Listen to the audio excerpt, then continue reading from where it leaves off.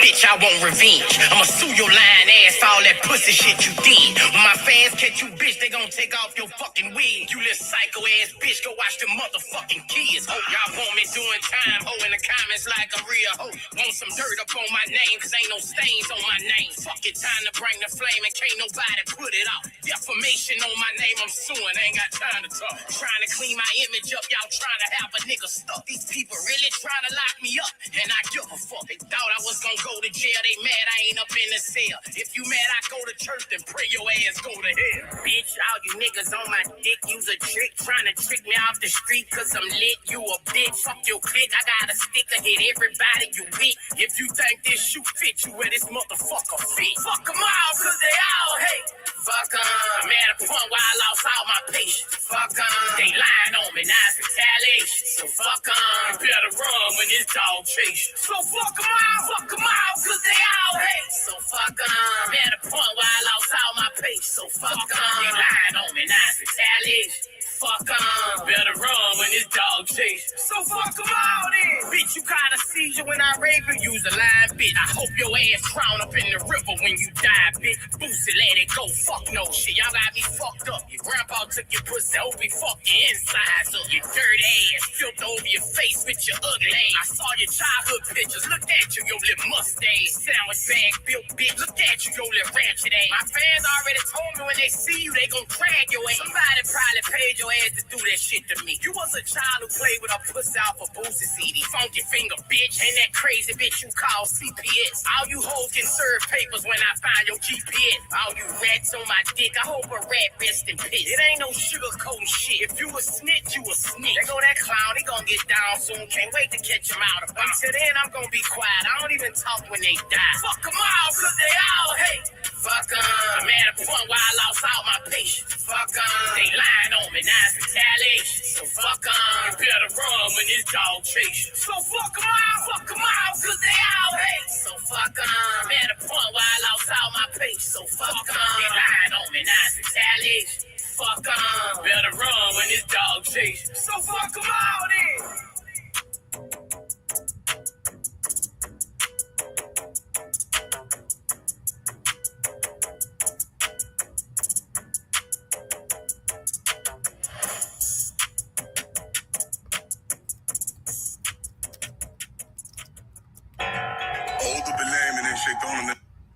Hello, you guys. I'm back again, and this time we want to have some fun and talk about some fun, funny things, serious things, but some fun, funny things.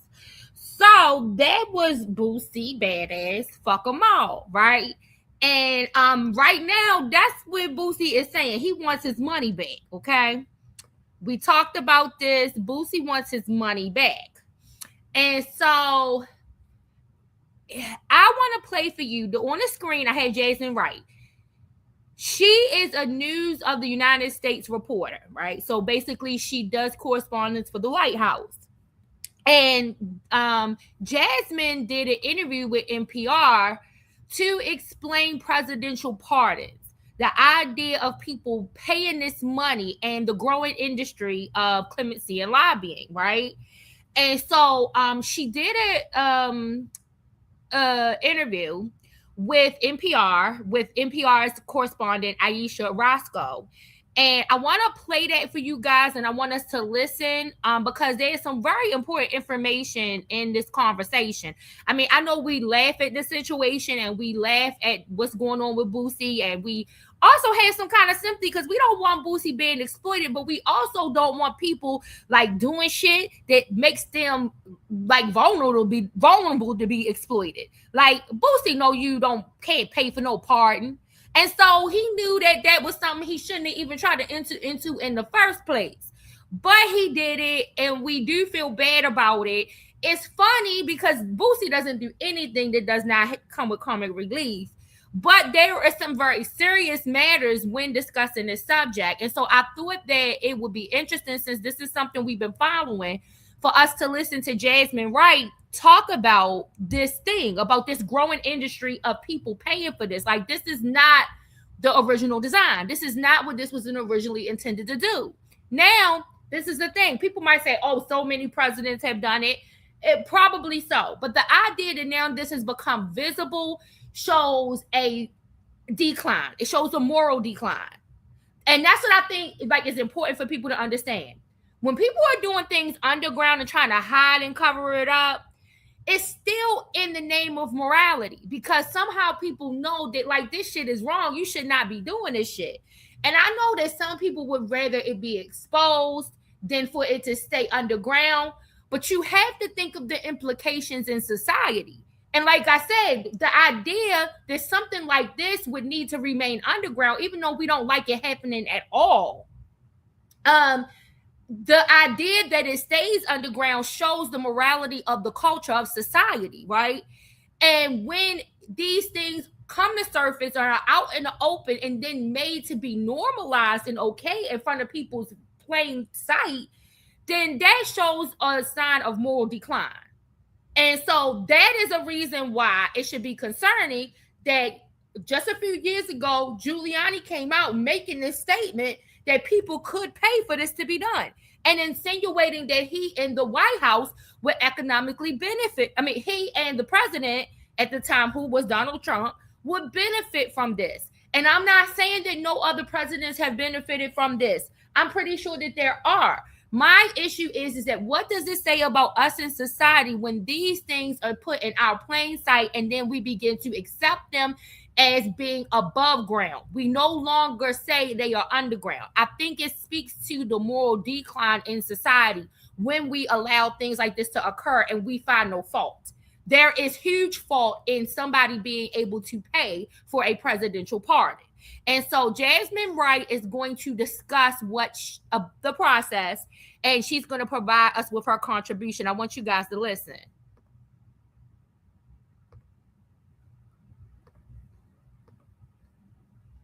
Pardon office, in which a group of people go over thousands of. Hold on, you guys. Trying to see how do I. Oh. I want to take it back to the beginning, you guys. Okay. Give me 1 second. $600,000. That's the amount rapper Boosie Badass reportedly paid a Washington lobbying firm to secure a presidential pardon. The rapper, whose real name is Torrance Hatch, was looking to overturn a federal conviction over the unlawful possession of a firearm. But the pardon hasn't happened. Now Hatch is reportedly looking to recover half of what he paid through arbitration. The rapper's case represents a growing industry in Washington, D.C., wealthy clients paying to try and secure clemency from President Trump. Jasmine Wright covers the White House for Notice. She's been reporting on this trend of paying for pardons. Good morning. Good morning. Can you first explain how has the pardon process traditionally worked in the U.S.? Yeah, it's a great question. So traditionally, the pardon process works under the Department of Justice umbrella in an office called the Pardon Office, in which a group of people go over thousands of federal pardon applications that the government gets to see who would apply. And they follow, or they used to follow rather, strict guidelines. Typically, it was that people had served some portion of their sentence, that they showed contrition, they apologized, they said that they were guilty, and that if restitution was to be paid by their individual cases. Tears, what? No, it is not. It is not. Paying for a pardon is not legal. And I think there has been a fine line. Hey, boo-boo, yeah. It's not legal. And I think there's been a fine line in determining the legality behind it, because you can pay a firm to represent you to lobby for a pardon, right? So I think that some people use that as a mask to actually pay for a pardon. And so that's why I'm saying that this is something that probably other presidents have benefited from. I'm not suggesting that maybe they have not. And other individuals in Washington on the Hill, they probably have benefited. Senators, House of Representative members, they all probably have benefited from some type of payment in order for them to advocate for a particular individual to get a pardon, because they use these lobbyist firms. I'm gonna just say it just like illegally. They use them illegally. So the money is supposed to be paid for a service for them to do lobbyist work in order to try to help them towards the presidential pardon. But really, I honestly, to be honest, I think it's a way just funneling money in order to try to get money into the hands of the people who can secure it for them. And I wouldn't suggest, like I said, that this hasn't happened in any other administration. But the fact that it is so in our face and visibly happening, I think it speaks to the moral decline of our society, because any other time, any information like this coming forward, this would be a cause of alarm and for someone to be active and do something. But right now, this is being taken like it's a joke, like it's something funny. And everybody's scrambling around trying to figure out, well, who said this? And no, I didn't agree to this. And no, and it's like, where is the investigation? Like, an investigation needs to be launched behind this. And more than likely, maybe it will. I don't trust Trump's FBI under Kash Patel to do any damn thing about anything. Like, no investigations they have conducted have been, he doesn't know what the fuck he's doing. And Jasmine Crockett makes it plain to him. The many times that she's gotten an opportunity to question him, they aren't doing shit but the bidding of Donald Trump, which is all illegal work, because that is not what they are there for. And it's just a mess. So I don't trust that this DOJ is going to do anything about any of this stuff that's going on. But I think it's something that we should be cognizant and aware of. And then the fact, this is the other thing why I find something wrong with it, right? Because, okay, Boosie paid this money, right? We already done determined this was illegal, because in his mind, he paid it to secure the pardon. He did not pay the money thinking, oh, maybe I will get a pardon. So when you pay the lobbyist firm, you pay the money knowing that you might not get the pardon, that they are going to go do the work and to do the best they can to try to get the result. But they might not be able to secure it. But according to what Boosie understood with the time that he transferred the funds, he thought for sure. And he said that he got a phone call and was told, remember on the last reporting, he was saying the last report we did, Boosie said he was jumping up and down. He said he was jumping up and down because they told him that the pardon, he had it. It was done.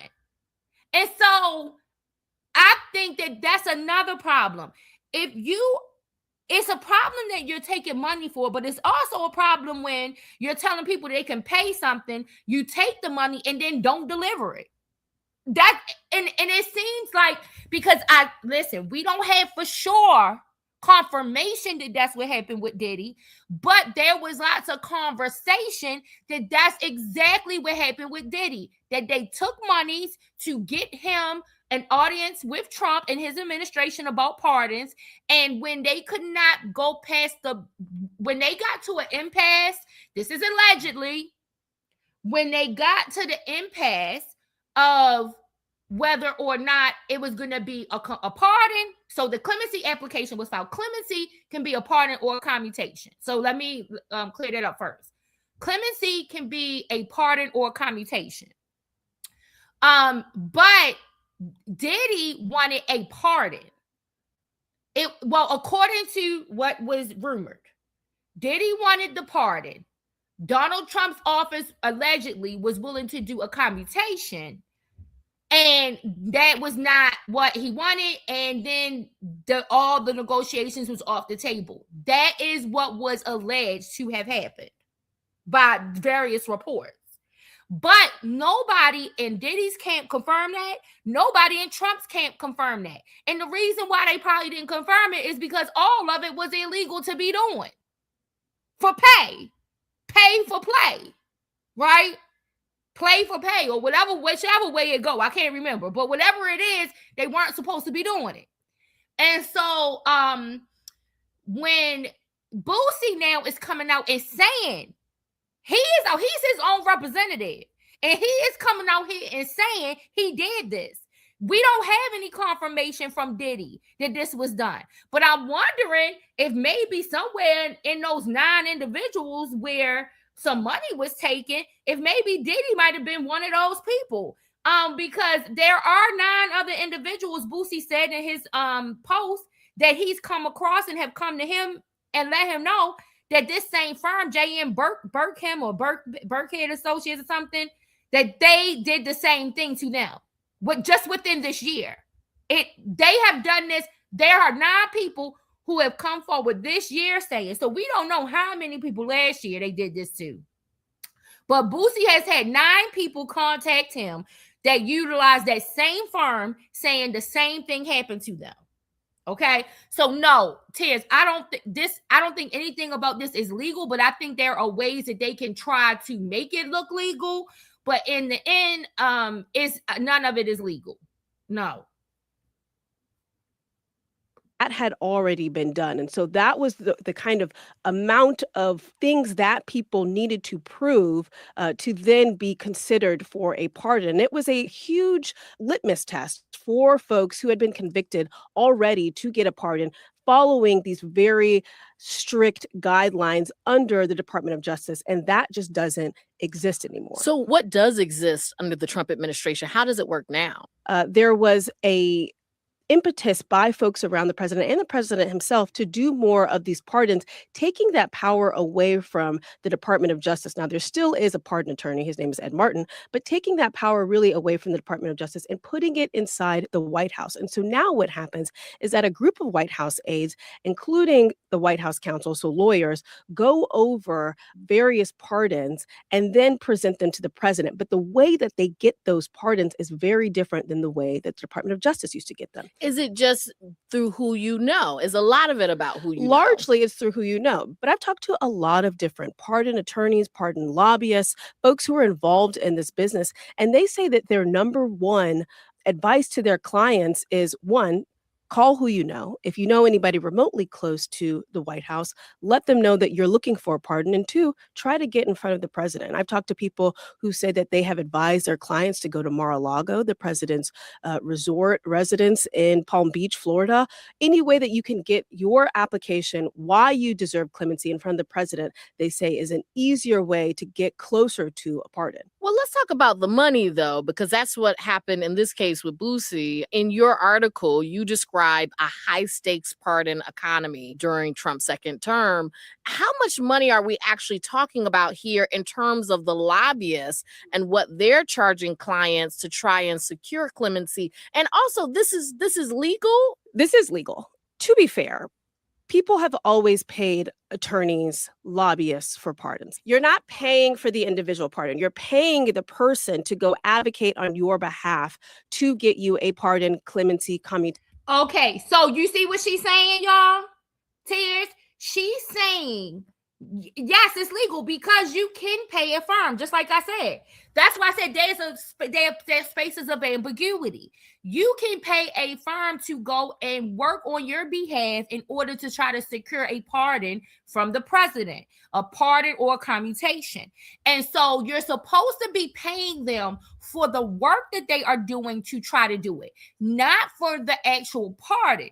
The problem that we have is that we have a statement a few years back by Giuliani that stated that people are able to pay for a pardon and that the money would be split between him and President Trump.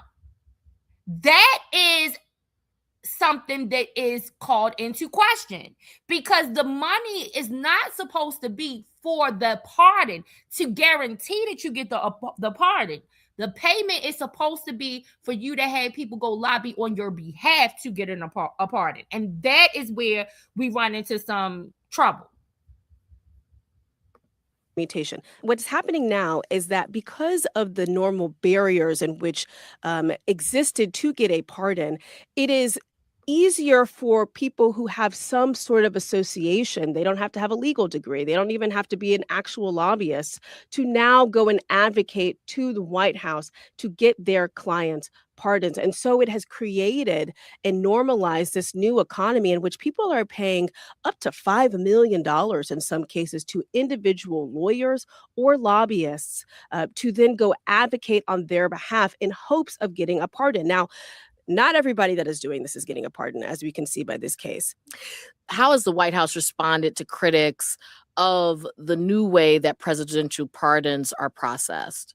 They have said that, one, it is ultimately up to President Trump to decide who gets a pardon. And that is true.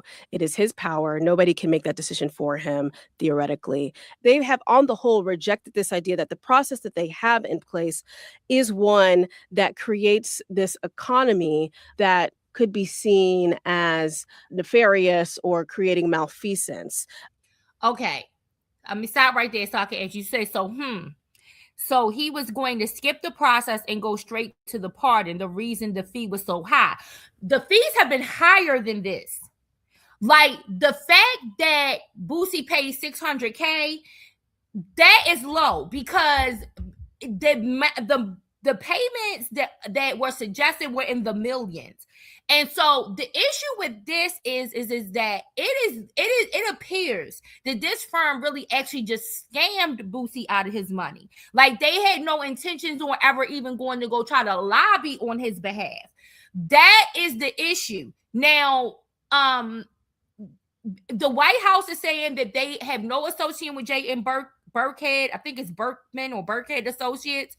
They said that they don't have any affiliation with them, that they don't accept any cases that come from them in requesting a pardon, and that they have absolutely nothing to do with this. They know nothing about it. They did not agree to any of this. That is a statement that is coming from the White House about the firm. And in addition to Boosie's situation, that they are not aware, that they didn't have any knowledge of this, right? That is a statement coming from the White House.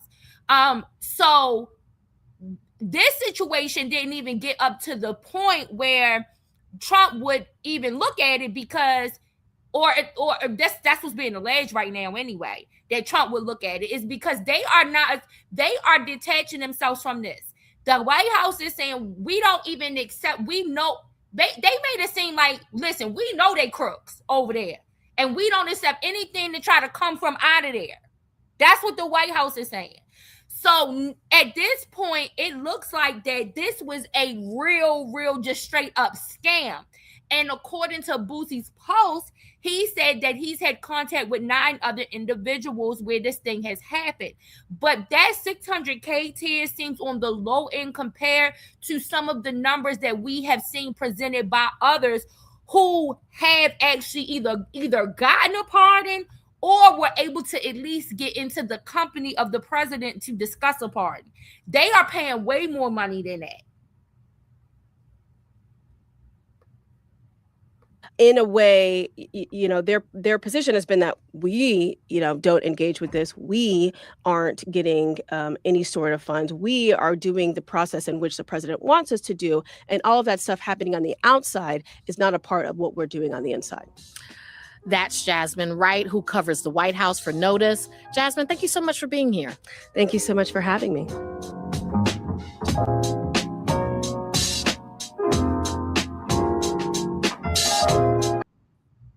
Okay, you guys, so that is the end of that. So I wanted you guys to hear that so that we can get some kind of base from a White House reporter on what to expect on how this looks moving forward. Some of the things that may be presented to try to either make this look okay. Right now, the firm who Boosie alleged took his money, they are saying they don't know him. They didn't take no money from him. They don't know nothing about his case. That's their story.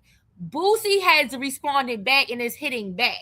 And so I don't know how this is going to shake out in the end, but that's what we have for now. And so I just wanted to let you guys listen to that to get some idea and some type of foundation for what things might look like moving forward. If you hear that at some point this firm does acknowledge accepting payment for Boosie, what some of their defenses might be, and why they accepted this payment, under what pretense they accept this payment, and then how they may try to twist and plot twist this in order to make it look like, well, we said we would be willing to represent him to try to secure a pardon for him, but we never promised him an actual pardon. But Boosie's post said that somebody contacted him, told him that he had the pardon, and he was up in his house jumping up and down.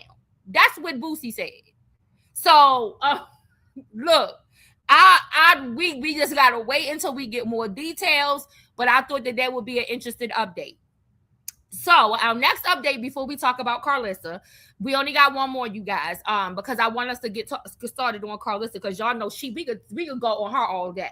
Okay, so the next update is about this Christopher Griffith and Stephon Diggs. So I want to play Christopher Griffith spoke to TMZ. Okay, now we know the last we left off, Christopher Griffith made a post talking about Stephon Diggs busting some ass. Okay, that's where we left off last in this story. But since then, he has had a meeting with TMZ, and Stephon has released his own video. We are going to watch both of those. So here, you guys, let's take a listen. Hold on.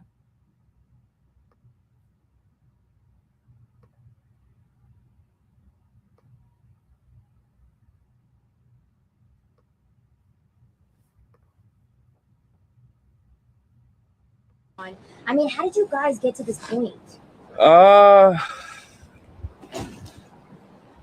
Differences of opinion, refusal to tell. Stephon Diggs is back in the headline. How's it going? Decent. I know. I wanted to ask you. I know everyone's been talking about, the drama between you and Stephon. I mean, how did you guys get to this point? Differences of opinion, refusal to tell the truth, an obligation to myself and children that bear my name, and a responsibility that I hold very near and dear to my heart. So I got to walk this down. Justice for CB. Okay. Fact. I know. So first. I mean, what do you think about, Stephon saying you're lying? I mean, what do you have to say to that? I don't know why liars lie, but if a liar told me I was lying, I wouldn't believe him. I mean, okay. Well, I mean, any words for Cardi? I mean, she kind of jumped into the mess. A liar told her I was lying and she believed it. Unfortunately. Okay. Yeah, but in reality, like, I feel like, how many kids were born last year with the last name Diggs? Yeah. A plethora? Yeah.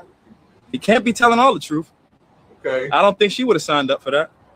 That's true. Yeah, true. it's a fact. I know. I mean, do you think that there's any coming back for this like friendship with you guys, or like is this just completely done? That's curious, insane. like, how did this get to This is this point? insane. When I tried to give him a pass a couple years ago, thinking that it was something that he would apologize for and move on past, he kind of gave me his ass to kiss, which is why we're operating in the realm of litigation that exists currently. Yeah. I know. I mean, how do you feel about going into court about this whole situation? How do you think it's going to play out? Well, in the regard of court, I feel validated. I feel vindicated. I feel like the truth is going to shine bright. I feel like for what they did to me, especially here in LA, May 29th at my residence. Yeah, when I say somebody got to pay, I ain't talking financial. Like, justice really got to be executed within full form. So somebody got to go. Somebody got to be held responsible. I tell you like that. And it's not a dollar amount that could change my mind. If it's up to me, this case is tried before a judge and jury, and I can't wait for that day. Okay, so what do you have to say to people that think that maybe this is a whole cash grab situation? I mean, it feels like for you, it's more than that, right? I'm not worried about no money. I'm not worried about no money. I never demanded a dollar amount. I'm not demanding a dollar. Yeah, come on. Do it look like I'm worried about money? All right, y'all. So there y'all have it. So that was Christopher Griffith interviewing with TMZ.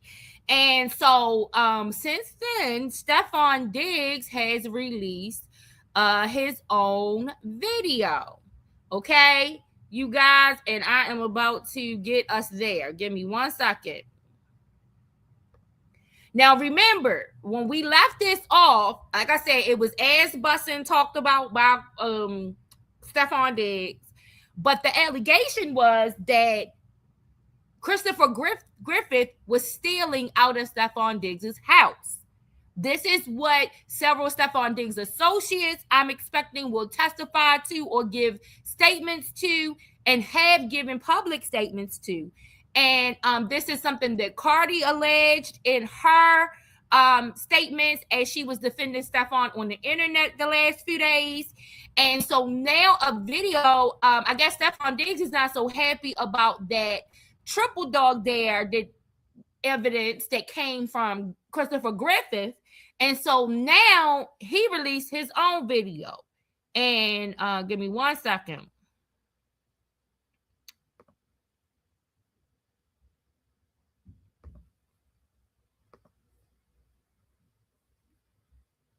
How's it going? Stephon Diggs has finally responded to Chris Blake Griffith, and he also posted videos to prove what he was saying. I didn't take no gun down on my brother, bro. Bro, clearly you did. Shut the fuck up. I didn't take it. Oh, so I guarantee you, the only thing I did was. Yes, you did, nigga. Stop capping. Yes, you did. Are these yours or Steph's? What about the bread? The cash? Dollar bills. He basically saying that he's tired of this man playing with his name, that this man allegedly tried to steal from him and got caught. He showed the video of all the things that were allegedly being stolen. And he said, look and see how much you think all of this stuff is worth. Now, allegedly, Chris Blake Griffith went and asked Stephon for some money. Stephon didn't give him the money. So then he went and stole from him. So he's saying that when the people took them shoes off his feet and he had to go to the airport with no shoes on, it was because they were Stephon shoes. It was not Chris shoes. He said Chris came back and tried to make up all these rumors about him simply because he got caught stealing and he was embarrassed. And you can hear in the video that he was just trying to talk to his brother and I wasn't trying to talk to him. Y'all, I cannot wait for this to go to court. Chris has filed an amended complaint basically saying now he has proof that Stephon was the one who orchestrated him being jumped on. It is going to go down in this court case. Once I have more information regarding any of this, I will let you all know. Stephon Diggs has finally... Okay, so that video, that was a video that was released by Stephon Diggs in response to all of these allegations. And so from what I am getting from different responses to this video, some people believe that this proves what Stephon was saying about the stealing thing. And then there are other people, and this is where I am, you guys. And this is why I brought this to you guys. When it comes to the case, I might have one opinion about what I think is happening right between them. But when it comes to the case, I am neutral because I am waiting to see how the evidence will come out. That's why I said, what were the 100 pages? Were the 100 pages all one-sided communications? What is it? And what was it about? And so, and are the 100 pages of substance as it relates to this case? And so, I don't know who's telling the truth and who is lying.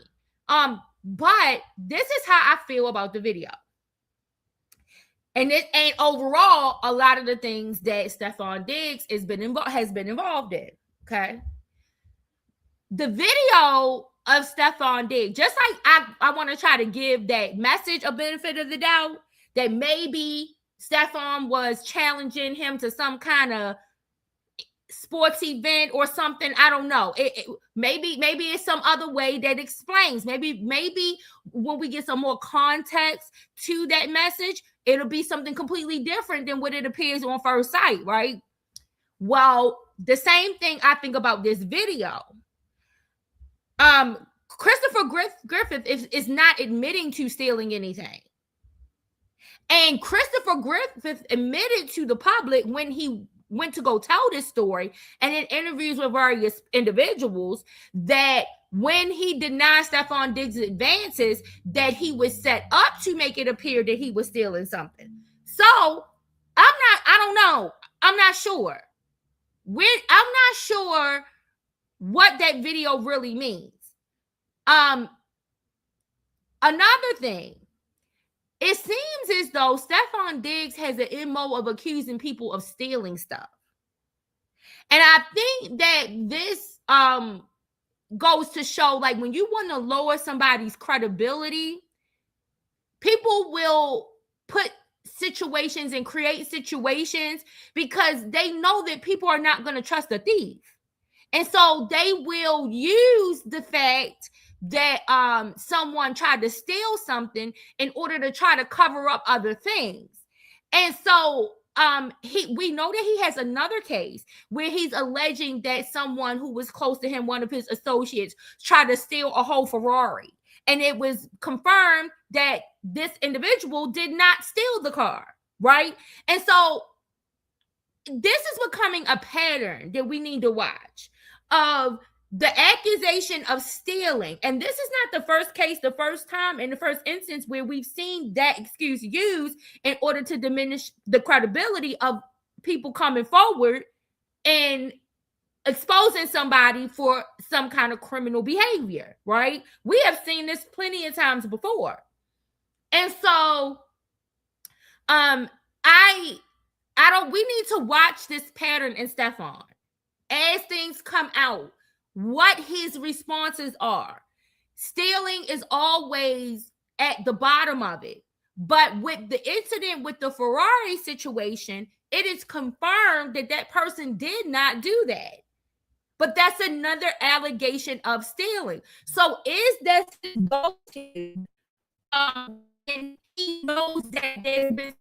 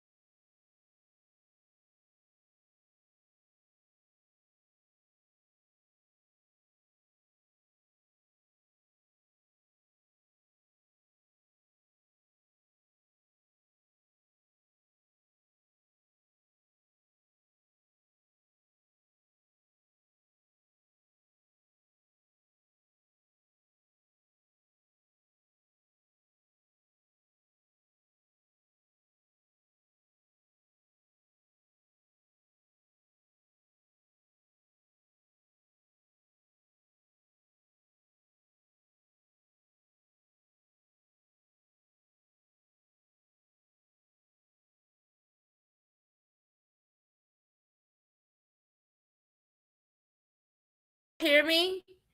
I don't know what happened. Something happened in StreamYard, just like dropped, right? But we were talking about this idea of the stealing always being an MO.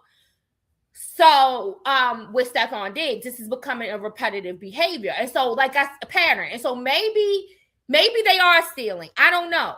I'm not saying they are or they aren't. What I'm saying is that none of these claims of thievery have been confirmed.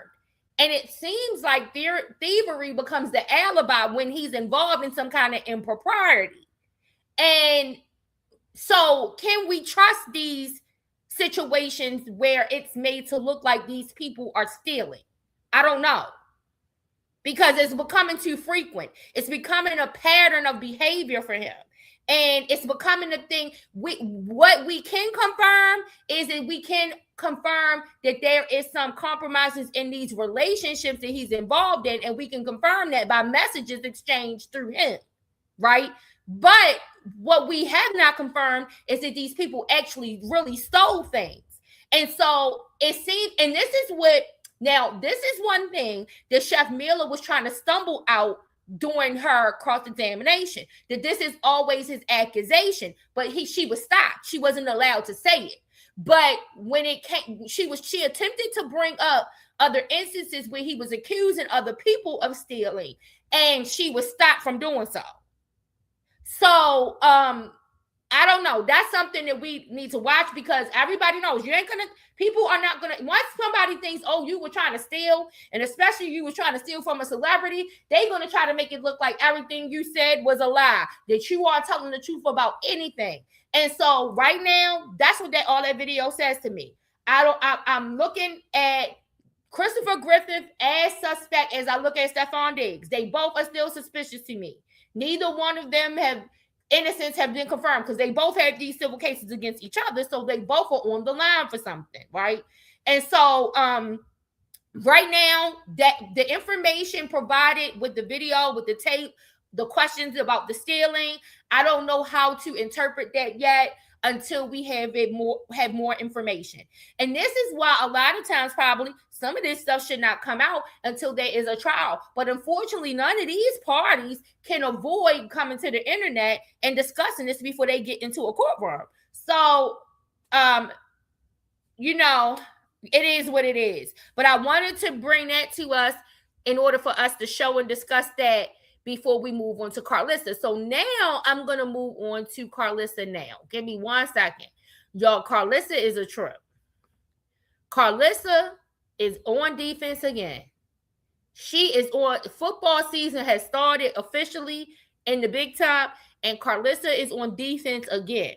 Now, she is mad as hell at Nevaeh. I don't know what all the cards is now for the switch up on Nevaeh again. She started to try to make it look like she was trying to cozy up to Nevaeh after the whole Jaden Alexis sex tape release, and then Jaden going over with Kai. And so she was attempting to try to go cozy up to Nevaeh. But we saw some nefarious behavior on her behalf when she was trying to whisper to the camera, insinuating that Nevaeh committed a crime, and as if Nevaeh was the one who potentially put this sex tape out and not Blueface, right? And like I said, and see, that's where I start, because don't be framing nobody up on no crime. Now, if somebody did it, then that's one thing. But for you to be trying to frame somebody on something, knowing damn well your son sat on that camera and said he did it, Karlissa, I don't get down with that. That's dead ass wrong. That is dead ass wrong for you to try to throw that girl up there, up underneath that bus, so that you can keep trying to save the representation of your no good ass son. Okay? Like, this is out of line. This is completely out of line. And so Karlissa, now we talked about her being elated that she potentially is going to have this granddaughter named after her. Rilla, who I guess comes from some other reality space, is also allegedly pregnant by Blueface. And we talked about, Rilla's mother walked up on Blueface and Nevaeh at Universal Studios the other day. And so we covered that. But when Karlissa found out that Nevaeh was potentially naming a portion of her child's name after Karlissa, because I'm not sure. I don't know if the whole name is going to be Karlissa's entire name. I don't know if Karlissa is going to be the middle name or the first name. We don't have all of the details, but we know that it was said that Karlissa would be part of the name.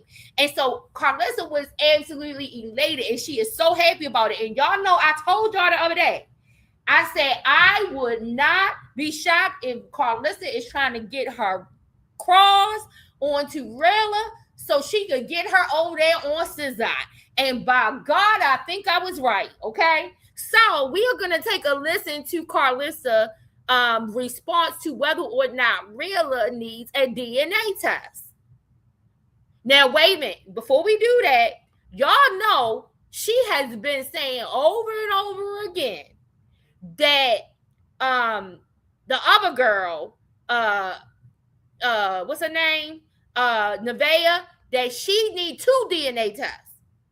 She told Blueface that he needs to do 2 DNA tests on Nevaeh's baby, right? But we are going to hear her take and what she got to say about Rilla and a DNA test.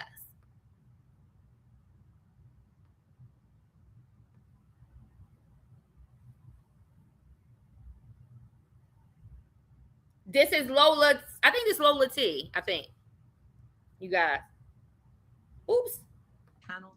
So let's hold on, you guys. Let me. Welcome to Lola Lee Chat. Hey everyone, how are you guys doing? Welcome to my channel. So let's jump right into this tea here.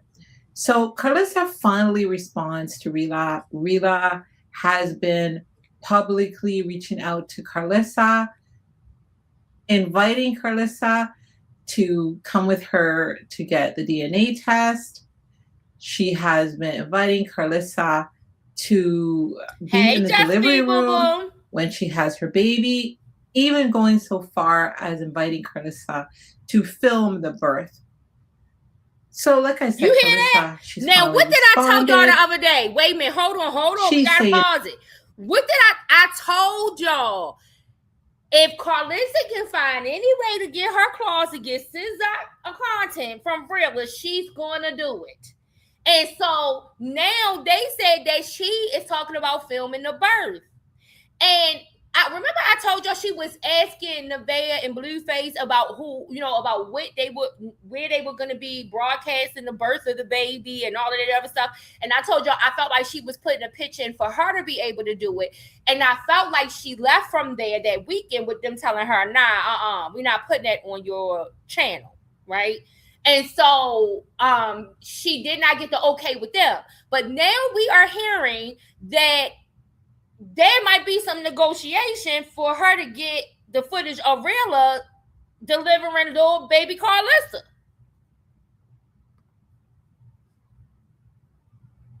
That she doesn't think a DNA test is necessary, considering that Rilla is naming the baby after her. Doing a DNA test with Rilla.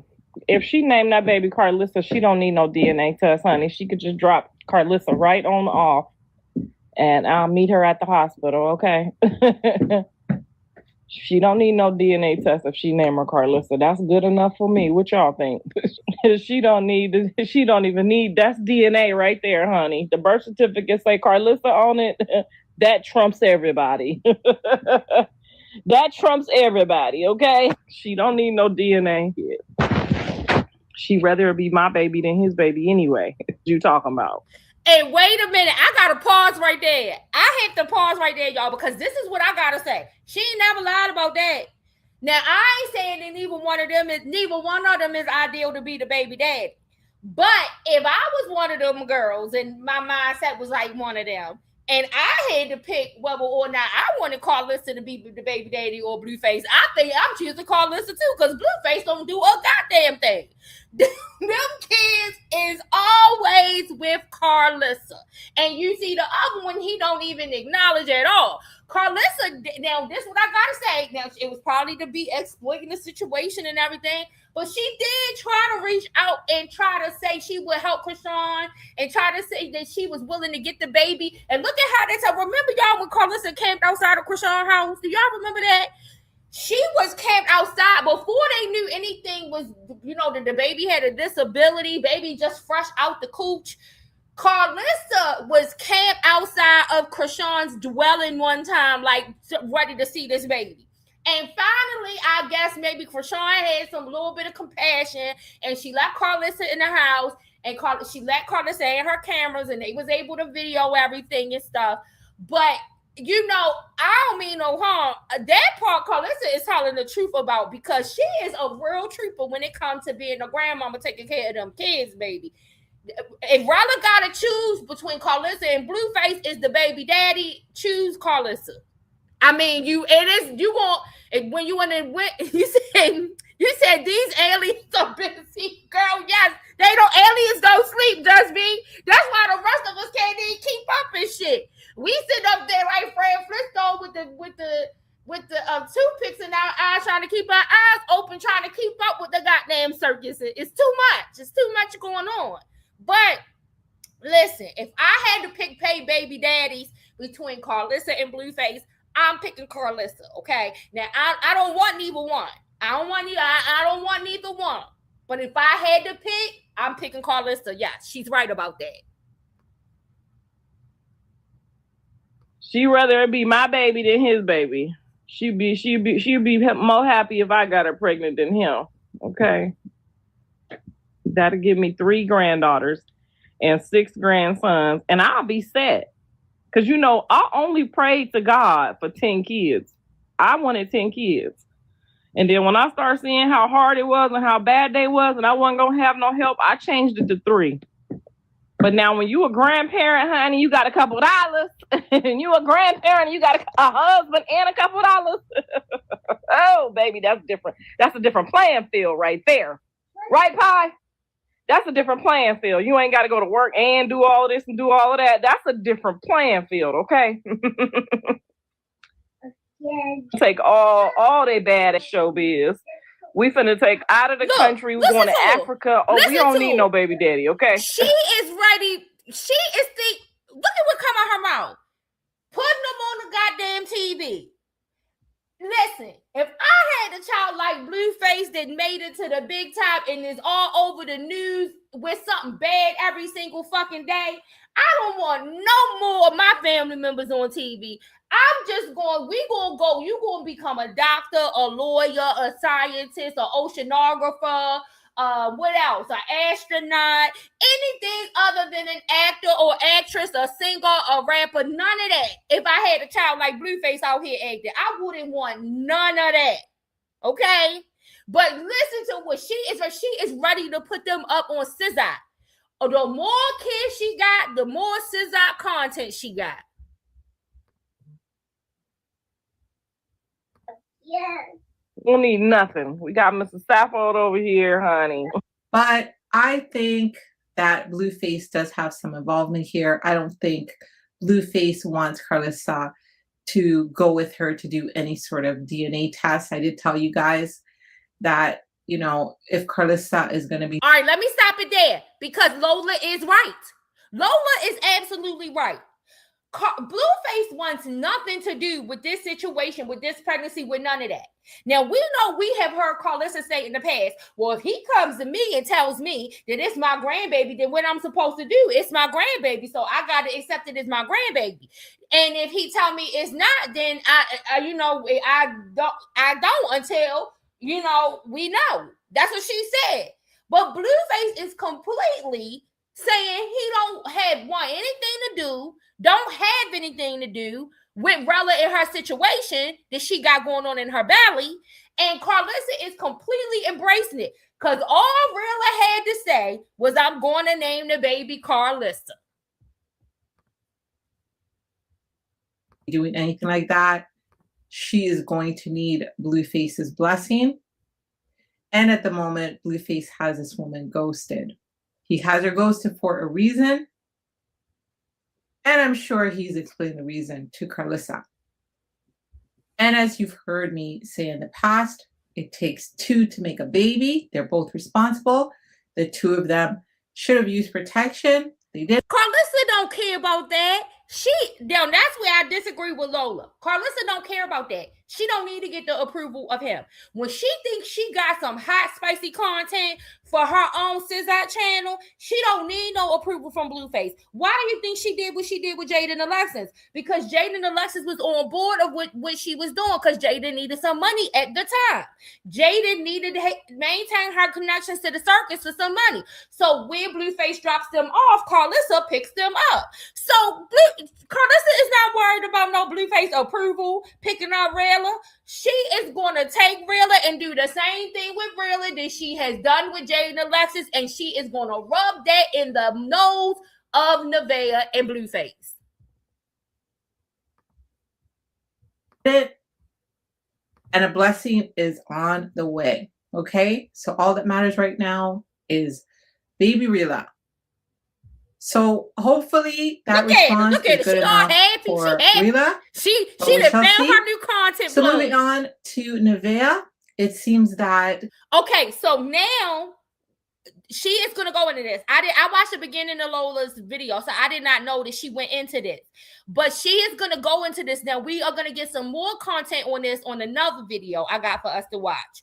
But yes, Karlissa is firing off at Nevaeh. She is firing off at Chrisean. We are not gonna really cover too much how she's going off on Chrisean right now, because we are gonna try to cover that in another live.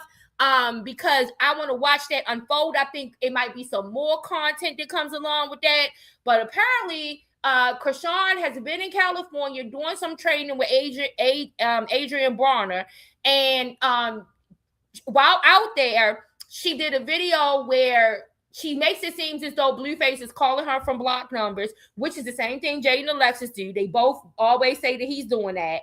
And then she comments on a video, y'all. Oh my gosh, I know mom love life. I'm sorry, whichever way it is. I can't remember which order it goes in. I know she saw this. I know she did. So when she watches this on the replay, I want to get your take.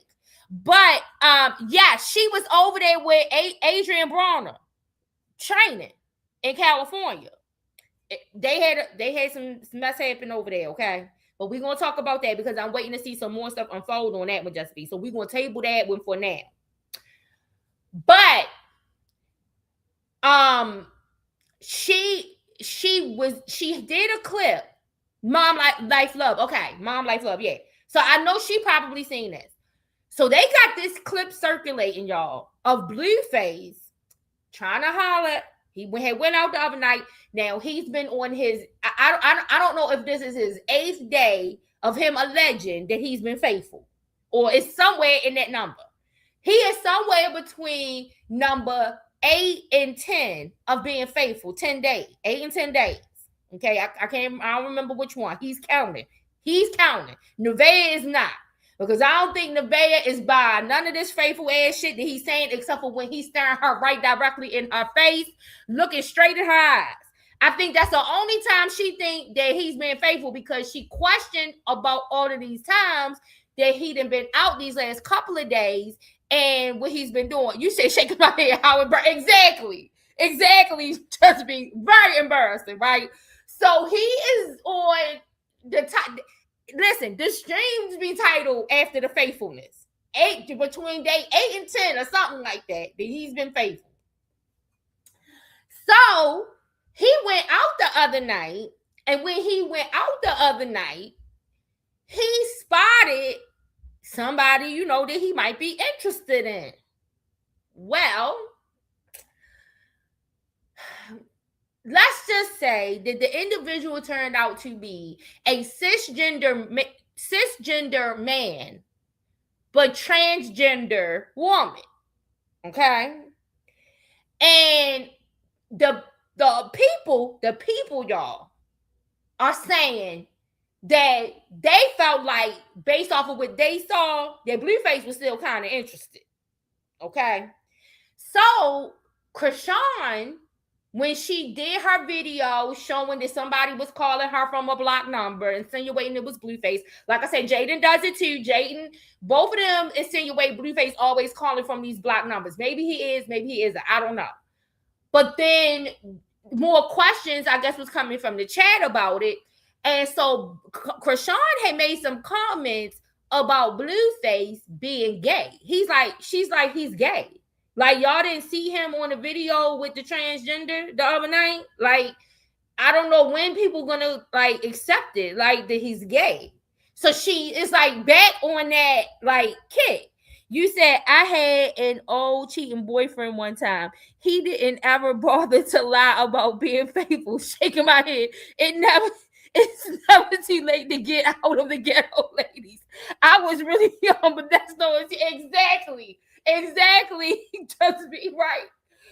So, Chrisean makes these comments. So Karlissa, I'm telling y'all this because I told y'all we're gonna discuss this like another time. We're not gonna discuss it now because I'm waiting for some more things to unfold so that we can watch and laugh about it and talk real about it. But I'm setting the stage because of what these comments that are about to come up with Karlissa. It's part of that. It's part of her comments have to do with Krishan doing that. And then she's going to make some comments about Nevaeh because she does not like, I posted on my community wall, she does not like the fact that Nevaeh called Blueface a warlock because of something that he did. So let me try to tell you real quick, give you a quick summation on that. So WAG 100 was over, and his girlfriend were over streaming with Blueface and Nevaeh, and they was making some mentions about urination as a form of pleasure on an individual. And Nevaeh admitted to Blueface, I think, doing that to her or something. And when they were having a conversation, they was talking about witches and warlocks. And so then I guess it was a joke made saying that Blueface is a warlock because for doing that, right? For participating in that kind of activities, because that's the type of things I guess that warlocks do. Now, I don't know no warlock, okay? I don't think I know no witch, but I don't think I know no warlocks. But maybe I do know some. Maybe some of them brown hair child. I don't know. But from what I don't think I know no warlocks, okay? And so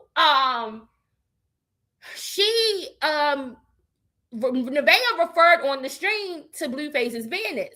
Well, that sent Karlissa, oh my God, into a fury. She is mad. She is pissed about that, y'all. So this is where this whole part of the commentary begins. It's with those two things. Nevaeh calling Blueface the warlock and Krishan calling Blueface gay because of the transgender video. Karlissa and Nevaeh are now at odds. Karlissa has blocked her. She's blocked her because Nevaeh referred to herself. Trust me, shut up. You don't even know where a warlock is. Let you Google. You get on my nerves.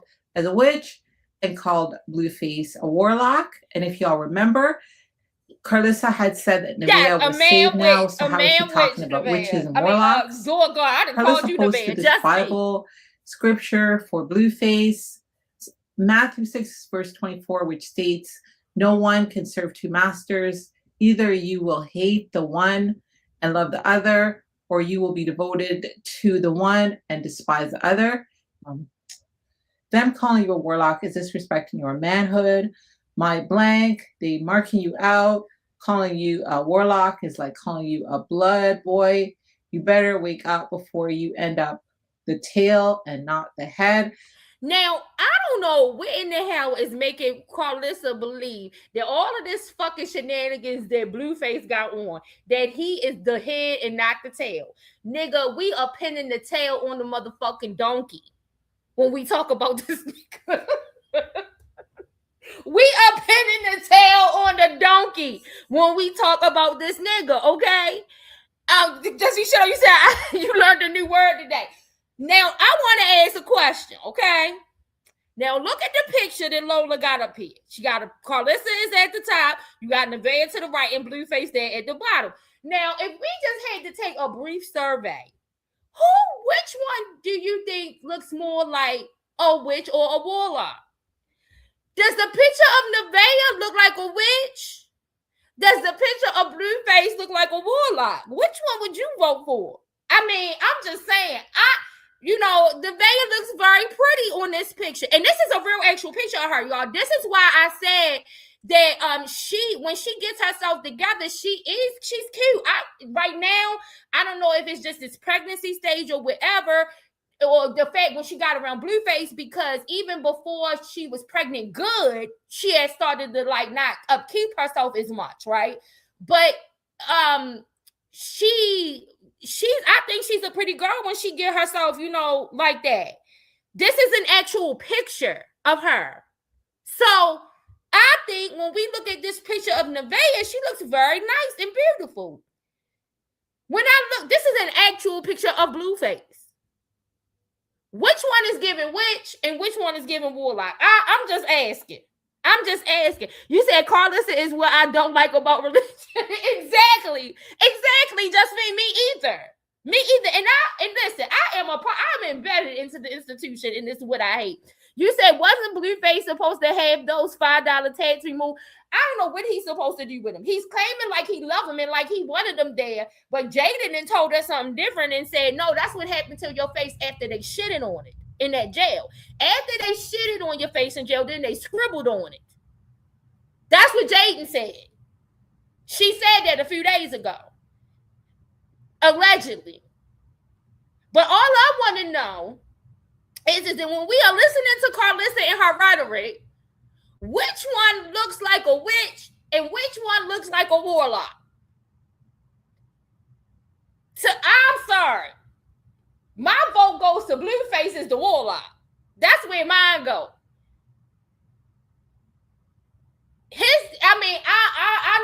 I don't know. You said I don't know if she's beautiful, but she's definitely not an ugly girl. And that pic is cute.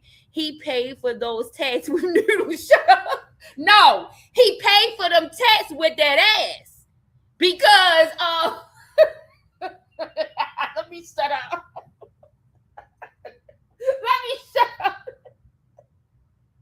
He paid for them tats with some pussy.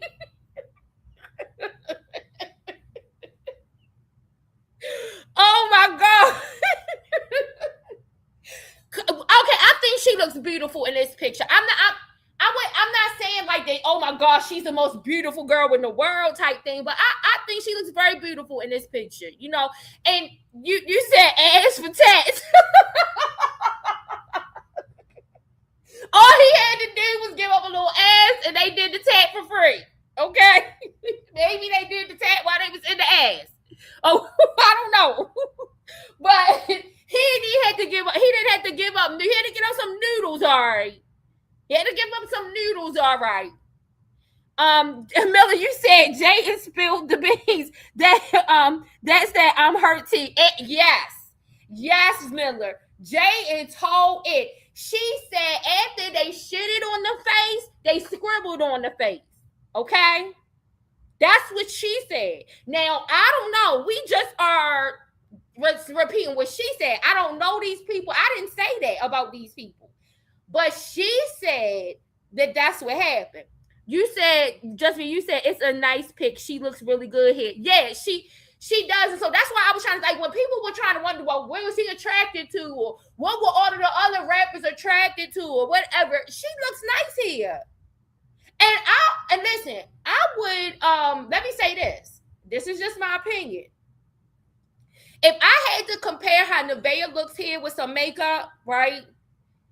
And Jaden Alexis right now, I think Nevaeh is prettier than Jaden Alexis right now.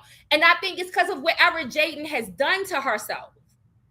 Like, when you're talking about on an everyday upkeep, aesthetically, people probably would say, okay, Jaden Alexis look better because Nevaeh is not keeping herself up every day. But when I look at Nevaeh in this picture, and I look, and like I said, this is an actual real picture of her, just like that's an actual picture of Karlissa, too. I think that Nevaeh is kind of prettier than Jaden when she gets herself together. You said, Justin, you said Spain won the World Cup. If anyone can shut up. So Jaden looks a mess. I think Jaden is cute when she takes off all of those lashes. When she takes off, I think when Jaden puts that makeup, she looks like a clown. Right? That's what I think. You said Jaden looks a mess to me. A mess to me too. Yeah, I think when she puts on the makeup and all of that eyelashes and all, she look like a clown when she does that. And like I said, I think that her body was chubby and stuff before, and then she got the surgery. I think she should have just left her body like more natural or whatever. But if she wanted to do that, it needed to be a better surgeon. It needed to be a better surgeon. Because I don't know what happened with the surgeon. But I think that when Jaden Alexis takes off all of that makeup and takes them lashes off and like stuff and is looking more just like everyday-ish, I think she's pretty. She's pretty there. When she puts on all that makeup and stuff, she looks like a clown. You said also some people don't age well. Jaden's genetics may have gotten a hold of her. Yeah, and that drinking. That drinking and not doing them. What was Diddy giving them girls? IV therapy treatment thing. Blueface don't know how to do it.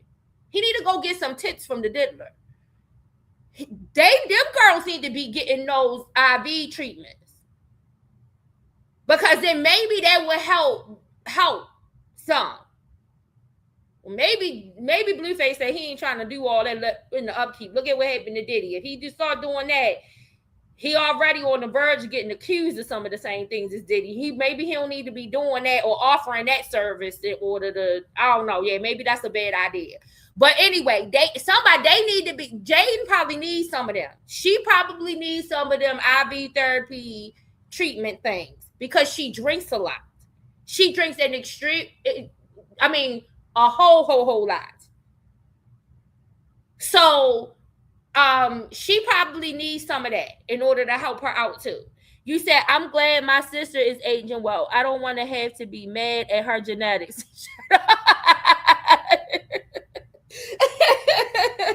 Yeah, this is something. So that's setting the stage for these comments here of what Karlissa is talking about. Because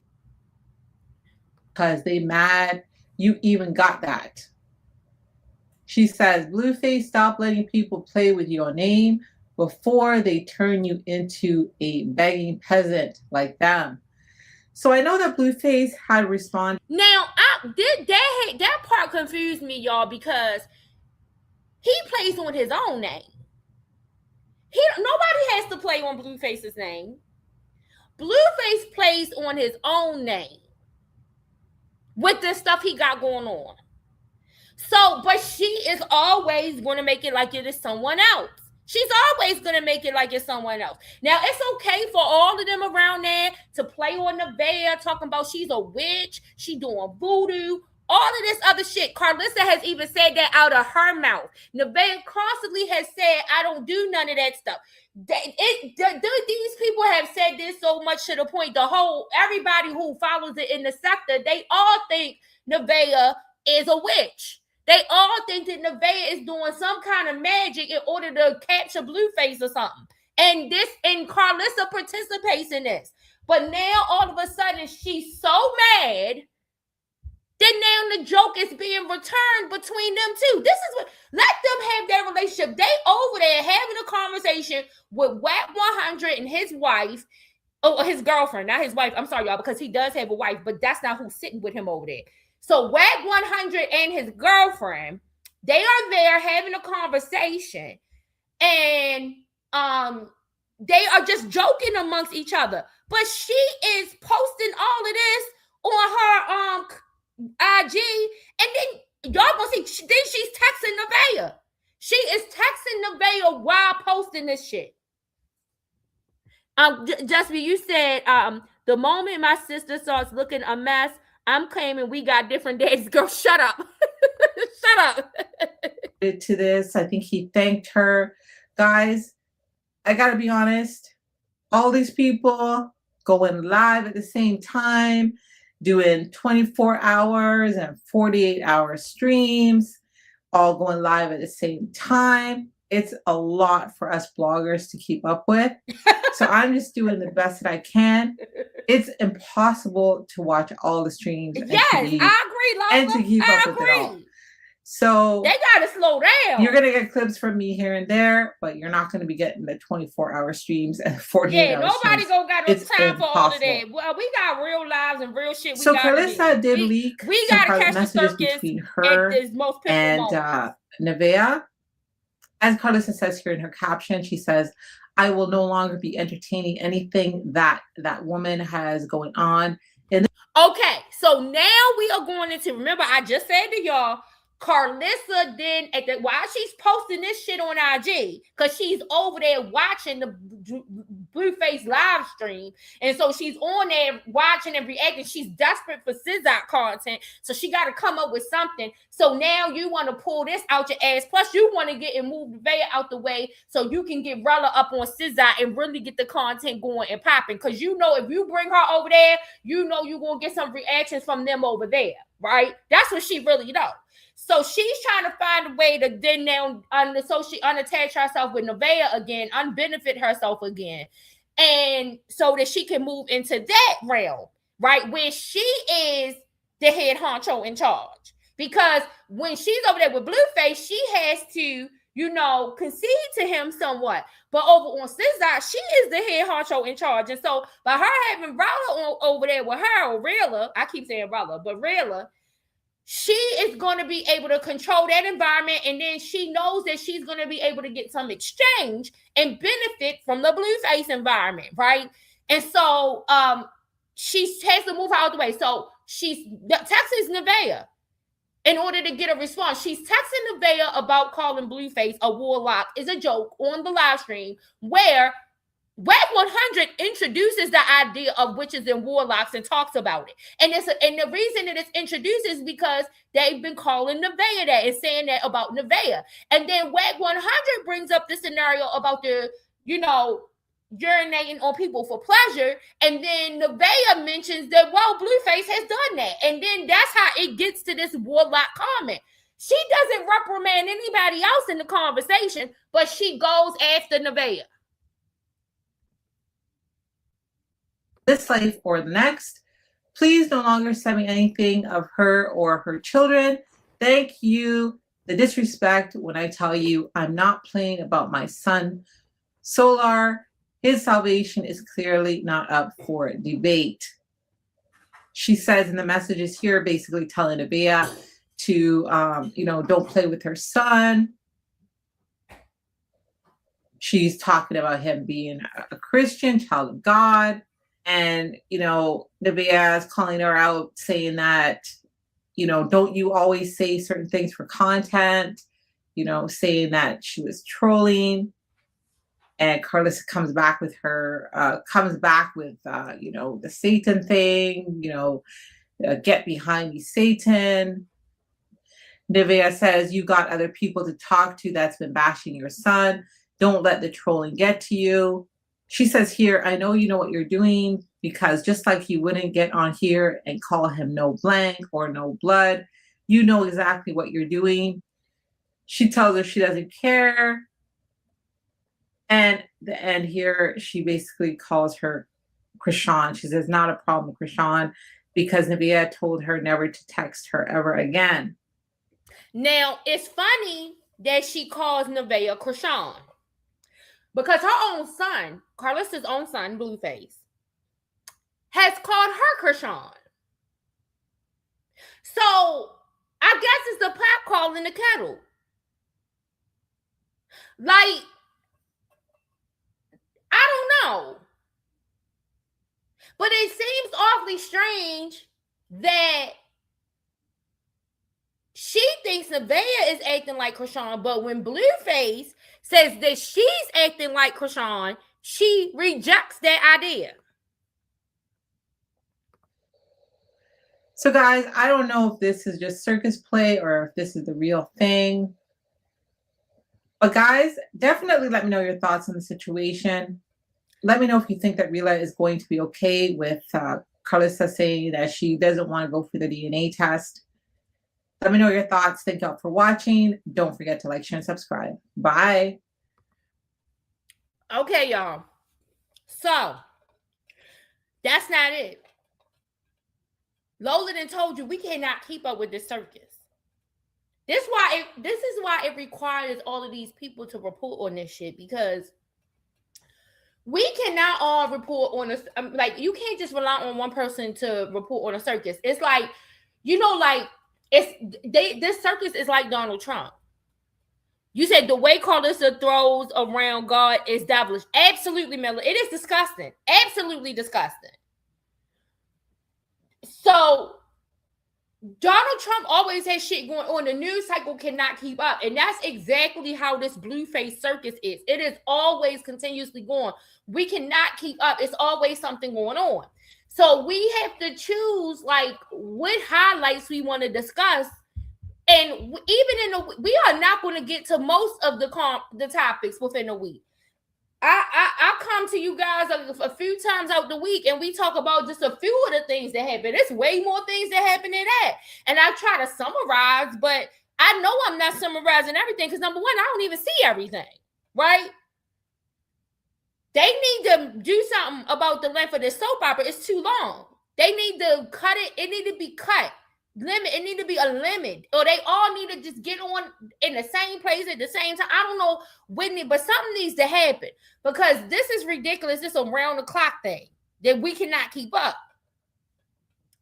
So Karlissa been saying some more stuff, y'all, and right now we are about to watch Ruby Kai to hear what else Karlissa had to say.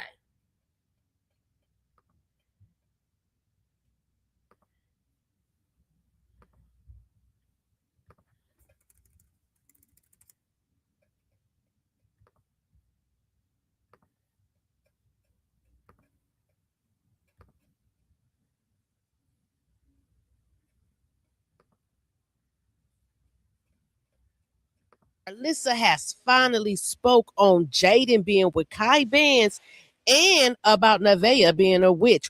Girl, she said she ain't about to chase nobody around to see their baby, and that Jaden fans are doing her the same way Krishan fans was doing her when Krishan was with Bino, when she was riding there sucking on Bino toes. Girl, she say Kai ain't nothing but a sassy clout chaser, and she said Nevaeh, the last straw for her was when you lost your baby riding there at Universal Studios. Now, she got the kids round there with her, so she really couldn't give us the gossip the way she wanted to. So I cut all the cheering out, because Journey Pie was round there journey pieing. And just for the record, both the kids miss Blueface because both of them said they want to talk to him. Blueface, you better get... Exactly, Miller. The fact that real children are involved. And this is the thing. Everybody keeps saying, oh, it's just for content. Oh, this is content. Oh, this is the world of streaming. Oh, this is this and this is that. That's all fine and well. The issue we have is all of the kids involved and then how that impacts those kids and what psychological damage it might be doing to those kids. Money does not cure psychological damage. When we look at, we have so many examples of celebrities who have all the money in the world, but they are miserable, depressed to the point where some of them have taken themselves out of here, right? Like, so money does not cure psychological damage. And what is going on with these kids involved, I don't care what the trends are, this is not worth it. I'm sorry. I think the statistics have proven that when you look at people and their happiness, and a lot of these people, they are not happy. And they are stuck. They get themselves involved in this world of doing this, and then they don't even know how to get out of it. And they feel like they need to keep doing it in order to maintain what they have. Like, and then they will do things in order to medicate themselves to get themselves through it. Like, I don't know. This is, like I said, Javon is old enough to know what is going on. Soon, Journey already 76. Once Journey gets 77, she gonna know what's going on this internet. Like, this is ridiculous. And that's just it. It's one thing to look at this like it's a soap opera and this is a bunch of actors who are acting and none of this is real. But it becomes real when Blueface takes a sex video of his 2 children's mom and puts it up in order to get back at her. And you have children. Javon is a gamer. His cousin, your nephew, Carter, is a gamer. You don't think that some of them kids is sitting over there to Javon and saying, hey, your mom's sex tape is on the internet? Like, this is not okay. You don't know what type of mental space you are putting these kids in. Like, just doing all of this shit. So that's the part. Just V said it the other day, Miller. Just V was like, none of these people shouldn't have had no kids. I agree. If they hadn't had no kids, I still wouldn't like what they was doing, but it wouldn't be as bad. But the fact that these kids, look, Journey is fake putting makeup on Karlissa's face while Karlissa is talking about this stuff, y'all. That's what y'all see going on. That's why Ruby Kai said she didn't cut Journey up out the video. Because Journey is right there while Karlissa is talking right now. Now let's take a listen. Get around there and see your children. They at your mama house. Hold on, girl. We're going to talk about it as soon as I get away from the kids. As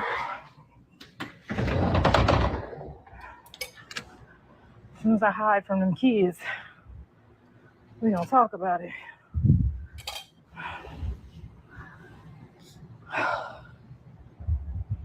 She thought since Blue claiming Nevaeh as his girlfriend, she thought that she can come to LA to prove a point. Now she's mad. Wait.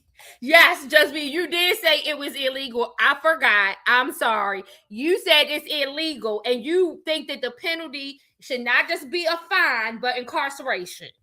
Okay? I'm sorry. I misquoted you. I don't get it. Mad about what? Hold on. We can't gossip till I turn on Baby John. Hey. He's so cute. Why you come out here, girl? Fixing to gossip with the homegirls on the gram. Look at his eyes. And we can't talk about your daddy business with you sitting here. God, dang. Go back down there with Javon. No. We can talk about your daddy. Girl, your daddy done pissed the whole gram off, okay? He done pissed off the whole Instagram. Okay, girl? Your daddy is a hot seat. You know what a hot seat is? Look at her. They're gonna whoop your daddy ass. That's not my eye. They gonna get your daddy. They said they gonna get him. The girls gonna get your daddy. Ew, no. Yes, honey. Them girls gonna get your daddy. I'm gonna get them. You gonna get him? Tell him don't play with my daddy. Tell him. Tell him don't play with my daddy, girl. Don't play with my dad. So I will hurt somebody about my daddy. I want some money on my dad. Yeah, don't play with him. Put Don't his do it. shoes on. Say don't do it. Don't do it. You don't want these problems from Journey Pie. She don't play about her daddy, honey. That's her raggedy daddy. They about to be talking about your daddy. I'm gonna beat them up. You gonna beat him up? Oh, well, I'm gonna need some sugar. She ain't playing with y'all. Don't do it. This baby rock over here, honey. She is not. Now you hear what she said, y'all? Her daddy, honey. She said, did y'all hear what she just said? She said, this is baby rock over here. Now, it's bad if she talk about Krishan, all the stuff she got to say. She said, this is baby rock over here. Karlissa don't be knowing what to say out her damn mouth, y'all. Not at all. Not at all. And this her real daddy. About to sock one of y'all out. Girl, Journey Pie don't play, honey. She gonna get it cracking on the cracking. Talking about Jonathan Porter, honey. We be over here talking about even codes, honey. We call him the gooseneck over here.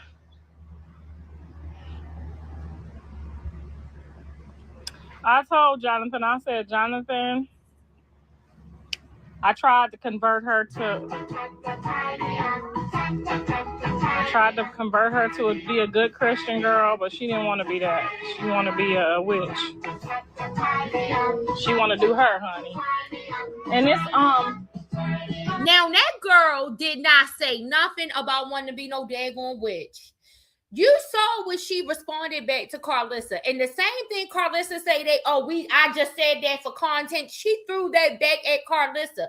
That girl has repeatedly said, I'm not no witch. I don't know no voodoo. All of this stuff that them people put on her. But she keep on going with it. So now you got Karlissa. She just want to be a witch. That girl didn't tell you that. That's not what she said in those messages. That girl is tired of you messaging her, critiquing everything. Message your son. Why are you not messaging your son? Are you still blocked? Do your son still have you blocked? Is that why you keep messaging this girl instead of messaging your son? God damn. If you get saved and then you go back to like, what you doing? Put that back. Put my stuff back. You always Okay, that's not yours. Put that back. So what I had told Jonathan was, I said, Jonathan, she said she got saved 2 weeks ago. I know she can't be a witch and be saved. But when people get around other people that make them feel comfortable, they forget about their representative, and then they show their real character. A lot of people doing it though. Some people be going to church talking about they saved. Now, this is my question. She's sitting over there talking about a person can't be a witch and be saved. Now, I don't know if that's true or not. I don't know if that's true. And I know a lot about the church, the Bible, theology, all of that. I don't know if that's true that you can't be a witch and be saved. I don't know if that's true. Okay? But I want to ask this question. Can you be a Crip and be saved? I'm just asking.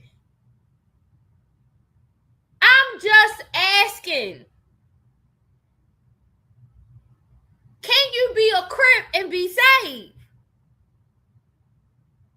Because isn't it some kind of devilishment or evilness or all up in all that kind of activities? Y'all conspiring together to create concoctions to go after people when you're gangbanging. Ain't that what witches doing? I'm just saying. Mixing up all kinds of potions and things in order to go after people with your gangbanging. I'm just saying. I don't know. Does it apply? If I'm going to ask the question, can you be a witch? Which this girl did not say she's no damn witch.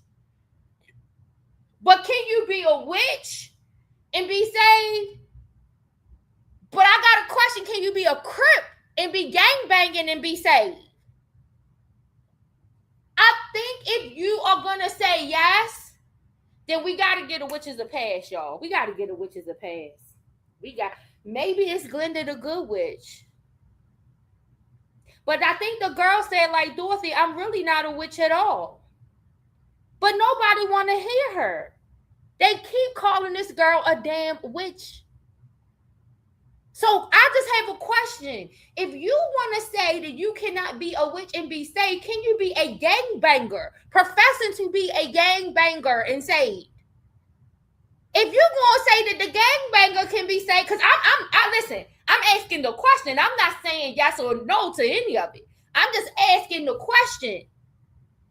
But I think that if you can give me rationale why a gangbanger can be saved, then I'm giving the witches a pass, y'all. I am. I'm going to. I don't know what everybody else is going to do, but I think I am.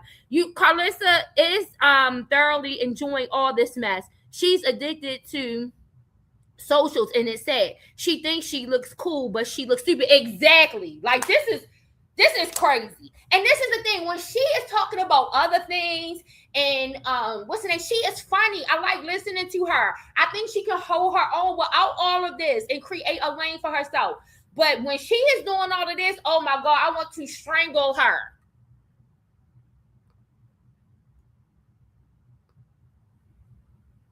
And you still saved when you be going to church and doing all of that faking. But all of that faking ain't necessary. You could tell when people putting on for the church.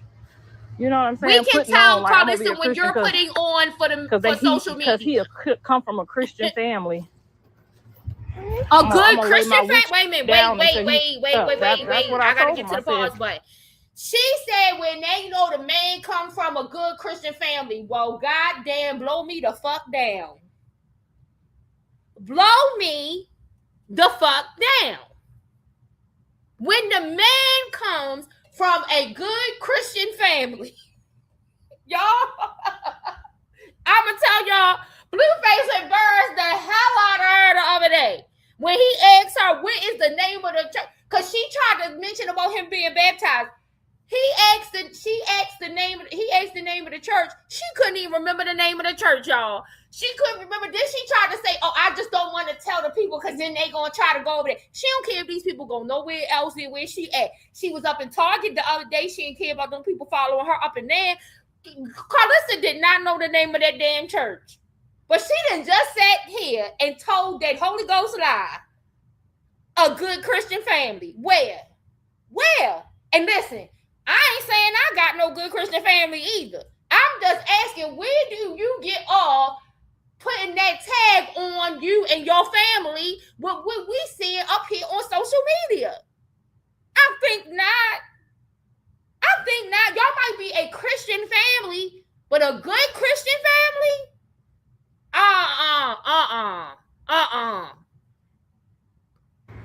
She gonna lay her witch down till you get on her nerves, and then she gonna act a whole mother animal. And that's where the problem gonna come in. Get on so I can push you. Blue gonna rock with Nevaeh because everybody's against her. You know he like going against the grain. I mean, if it makes sense, do what you gotta do, but she's gonna have your ass looking crazy in the end. You had him looking crazy in the beginning. Wait a minute. She said that the girl is going to have his ass looking crazy. And Karlissa, you got that boy looking crazy in the beginning. He done told us what you was doing when he was a little boy. You got that boy looking crazy from the beginning. So why do you think it's going to end any other way than it began? I don't understand. Set it up there so nobody can't break it, so it can't get dirty. You got too much chip on your dip. Dip on your chip, one of them. You doing too much right now. Do you support Jaden? That little girl, wait a minute. I gotta pause it right there. That little girl is still walking around talking about she ain't being people friend anymore. Let me tell you something. Journey done said that enough times in front of me. And when I say in front of me, I only mean on this social media. Journey would have got popped in her mouth, and I would have let her know, listen, I'm not your friend. You're right. I'm not your friend. That every time that girl get mad at an adult, every time she got something going on with an adult, she tell them, I'm not your friend anymore. That's when I was a kid, that we knew not to even say that. But even if an adult thought that you was their friend, they'll let you know you're not my friend. I'm not one of your little friends. This little girl just says, I'm not your friend, and just gets away with it. That's her favorite line. You said the hand has to make full contact with her face. Exactly. She need a pop to the mouth. I ain't saying a hard one, but that mouth need to get popped. I'm not your friend. You're right. I done heard that little girl say that to too many adults too many times. And now look at, it ain't even Karlissa don't even have no response to her saying it. It's like she done just tuned it out. She gonna tell the right adult that she ain't her friend, and something gonna happen. I'm telling you. You said I have pushed her to the ground a long time ago. Exactly, Jasmine. Like, I am sorry. And listen, I love kids. I have great communication with kids. That I don't even have to do that. But Journey, like that one right there got me, y'all. That one right there got me because I didn't heard her say it too many times. The first few times you're going to get a talking to, but at this point, it's this amount of times that I've heard her do it, girl. That mouth getting popped. I'm going to pop that mouth and make sure you bite that tongue so you remember.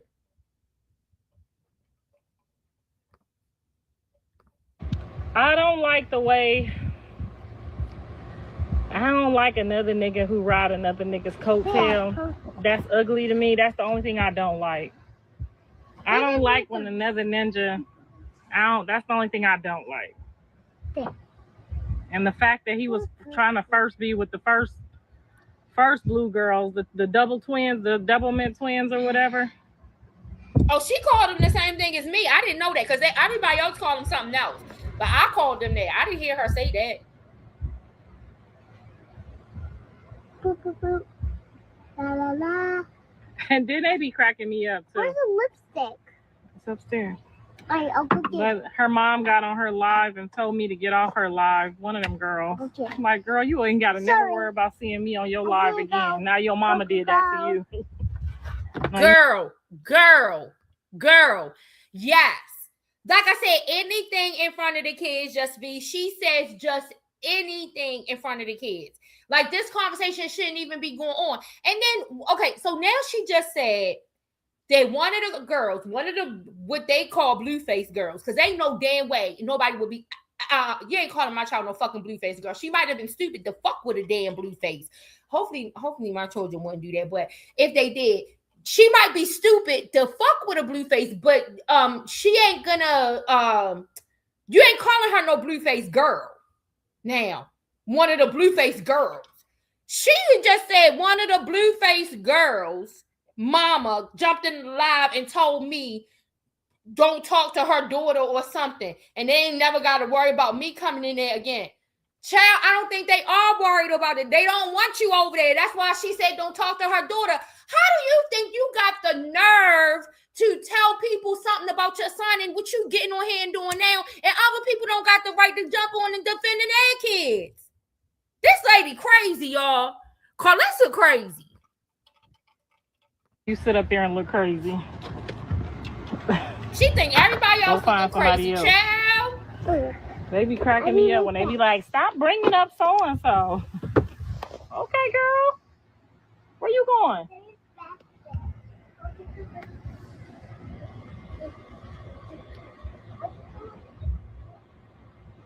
So I need time. I need time to see, what his MO is, because it's giving a lot of fake. It's giving a lot of, and I didn't want her to be caught up with no industry fake shit. Help somebody get their numbers up so they can get a record deal. You know what I mean? I be seeing other stuff that y'all don't see, and that's the part that I don't like. I don't like that part.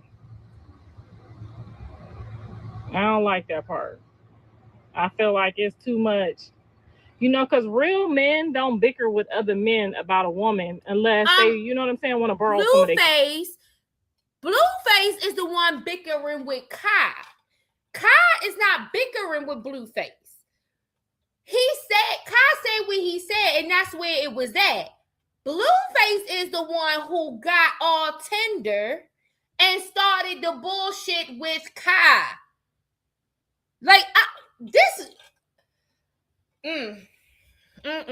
Let's continue to listen to this mess. Clout.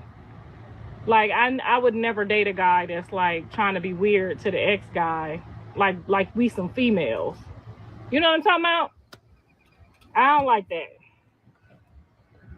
It's giving he using her and she about to be looking like the other people looked. And as soon as them numbers start slowing down, or it ain't enough, you know what I'm saying? Viral sensation. I feel like it's gonna be some weird shit. But I hope I'm wrong. I do. But that's what it's giving. Yes, giving very sassy, very this my girl. Let me put my chain on you and take it off later.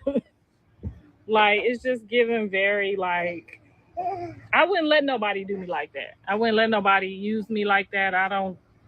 I just wouldn't do it.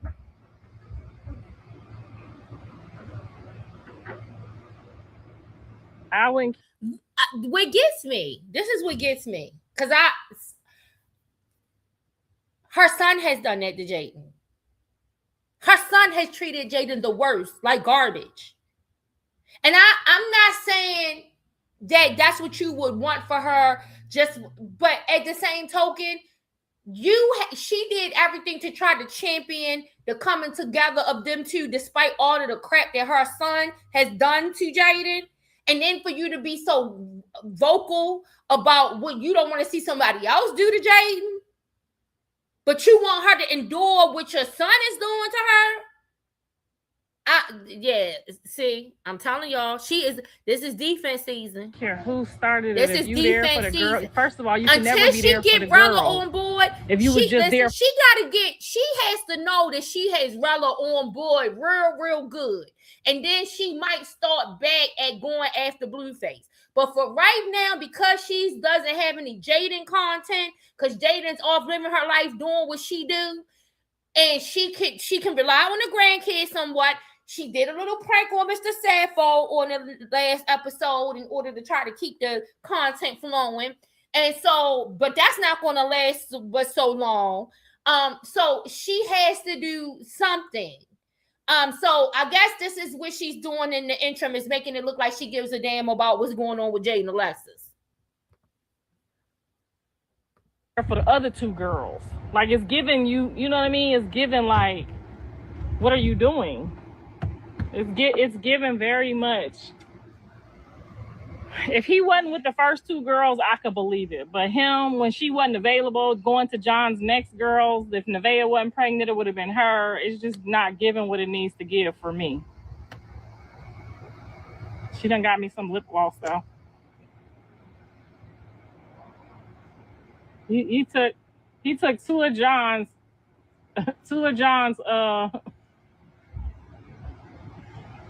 groupies. Two of John's groupies. Two groupies. All the way out the country. Because the main girl wasn't available. And y'all be just like egging it on, like then when she out here looking like Cardi B with a nigga that got a whole bunch of niggas messing with a whole bunch of men's, that's how y'all be doing it though. Then you look up like y'all cheered Cardi B on to do that shit. Now she left. She is talking about people doing this with other people, but that's exactly what her son is doing, and she's on the internet running defense for him. Like, I think that's where I just have this issue. It's not sometimes what she's saying in relation to a situation. It is how this is then applying to the person that she's defending, her son, who's doing the same things. But you keep trying to make him seem so well-intentioned, and that's the other part. You keep trying to make him seem so well-intentioned. Everybody else is the devil. He is not. Everybody else is trying to be evil towards him, and he is Christian. All of these different things you do. But then when you go to talk about the next man and what one of the girls is doing with the next man, this is what you got to say. And it's not that some of her observation might be wrong. It's that it's not evenly applied. It's not rightly divided. You're not giving all areas the same level of attention. And that's the issue I had with the whole, how she look at the stuff and how she presents it. Left her whole husband to be with one of the 8 baby mamas arguing with a dude about a sexual assault. That's what I be meaning. And it'd be like, y'all be doing too much when y'all be doing that. And y'all don't know this industry like I know this industry. That's the only thing that I don't like. Now, if I'm wrong, I'll be the first to say, okay, I can see this. But the intentions is suspect as hell. Because how you go from Amber or Ashley, whatever her name is, how you go from Ashley and the Doublemint twins to the baby mama. You see what I'm going with this? Like, that's the part. And I don't like when y'all be doing that. Y'all did that to Krishan too. Had her over there sucking them old dusty toes. A credit card nigga. y'all had her doing the goddamn on craziest shit ever. Had her out there sucking some toes for some credit card money. I said, I can't believe this shit. What are you doing? You want me to go down the slide? What are you doing? Move, please. Then why didn't you just say, can you move, please? You can't move me. I'm too fat. Boxing.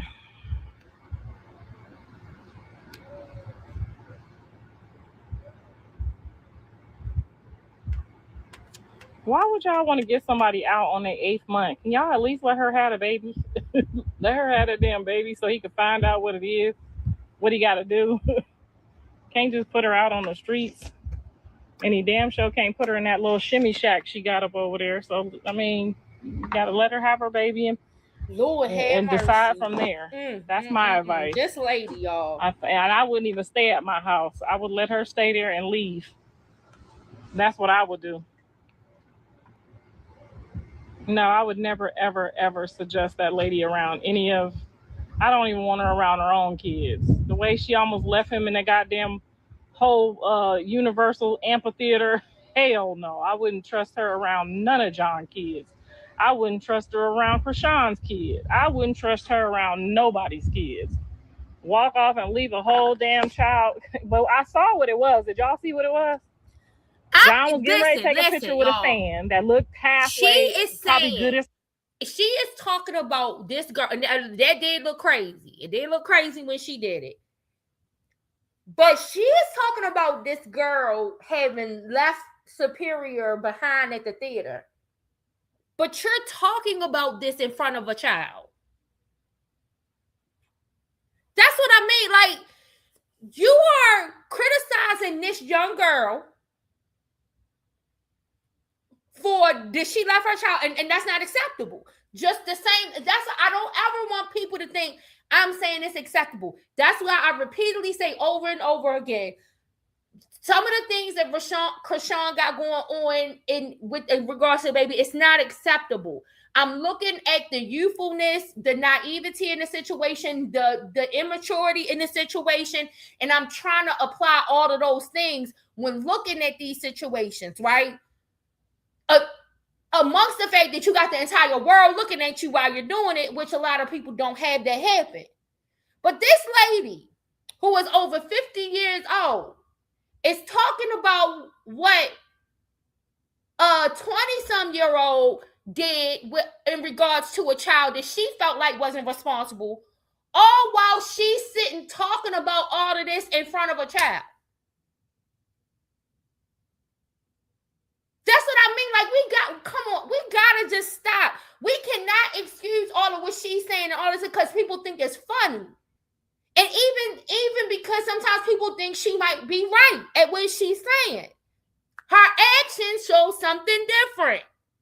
She is talking about this girl leaving her child behind, and that's why she wouldn't trust her with no kids. All while she is sitting and having these kinds of conversations about Blueface and all of these women and Journey's mama in front of Journey. Left him how? Like drove off and forgot he was... No, she left him in the... I guess... So what they are saying is that they were in the theater. A fan was trying to... They are saying that this is the case. I don't know this to be the case, but they are saying that they feel like she got jealous because Blueface was about to take a picture with a fan, and she rushed over to where Blueface was and left Superior behind. Now, mind you, there were the camera people follow them, and they have other people in their entourage. And so I think that she thought, oh, well, he's back there with them, like coming along with them. She shouldn't have assumed that. She shouldn't have. You need to be mindful of your own child, especially in a huge place like that. But I mean, come on, like Karlissa, you are measuring her being responsible, but you are right now in front of children, and she does it in front of children all the time. She has questioned Javon about stuff in relation to things with his parents on the internet for content. You do that, and so that is not responsible either. It is nothing responsible about none of that. So while you're saying that you would never trust her with no kids, you wouldn't even trust her with her own kids, all this other blah, blah, blah, blah, blah, they should be questioning you being with their kids based off of what they seeing you doing online right now. The problem is, this is the issue, and why Karlissa really got them kids. Blueface don't want to take them, number one. He does not want to take them and have to be responsible for them outside of Jaden. That's why every single time that he is with them, he's going over to Jaden's house because he's still technically, quote unquote, not responsible for them. So he doesn't want that, right? Jaden wants to be able to control Blueface not being able to take his kids to his own house. And she uses Nevaeh being there as the excuse of why Blueface cannot take her kids to his house and cannot visit with them at his house. And so, while everybody criticizes, right, Blueface for not going over to Karlissa's or going to his sisters to go see the kids, I do think it's more to it. I think he might just not be interested in it. But another angle is that he might have some issue with the fact that he's saying, I can bring my kids to my house where I'm at. And if she's saying no, then maybe he's like, okay, well, I'm not going to compromise then. And it's still bad. It's stubborn. It's bad. But it's the two of them. It's the issue with the two of them with this shit with the kids. It's an issue with the both of them. So the reality is, in order to remedy it, Jaden wants to still be able to go do whatever the fuck she want to go do. The only person that's going to let her do that is Karlissa. That's why them kids are with Karlissa right now. And so neither one of these parents are not caring if Karlissa is using them and doing content this way in front of them, because as long as it's somebody else to care for the kids, they're fine with it. That's why I said in the last clip, when Karlissa said, who do you want to be the baby daddy, me or Blueface? Like, it's better if I'm the baby daddy. I say, yeah, if I got to choose between the two, yeah, I pick Karlissa too. I don't want to choose between either one, but that's who I'm going to pick, because at least Karlissa is caring for the kids. So that's the reality is that as much as Jaden and Blueface both have an issue with what Karlissa talks about on the internet, the bigger issue should be that she's doing it in front of their kids when her kids are in their care, when their kids are in her care. And then people are seeing her do this. We know you're seeing her do this. As parents, you all should have issues with it. If you have issues with her saying this stuff on the internet, y'all should definitely have issues that she's saying it in front of your kids. Definitely. But you don't see either one of them protesting or doing anything about that, because if they did, guess what? Jaden ain't gonna have no babysitter. And then one of the main reasons she ain't gonna have one is because she's not willing to let her kids go over to Blueface's house because he had somebody else there. And then I don't know if Blueface is refusing to go over to his mother's house because he doesn't understand why he can't bring his kids to his own house. But in addition to that, Blueface probably don't really want to have to care for them kids, or maybe possibly don't want to create more of a conflict if something happens in Nevaeh, it could create more of a conflict. I don't know. And so you just had now here they with Karlissa. And while they with Karlissa, they are going to hear all of this. They are going to be a party to all of this. And y'all have an issue with everything she say on the internet, which I believe you should. But namely, I think y'all shouldn't be doing this on the internet, so then she won't have to say it on the internet. But y'all have all of this problem, but y'all let y'all kids sit in her company and y'all let her do this, and your kids are hearing that. More than her coming on the internet and giving her opinion to the public, y'all should care that y'all kids are privy and hearing this shit. It's her.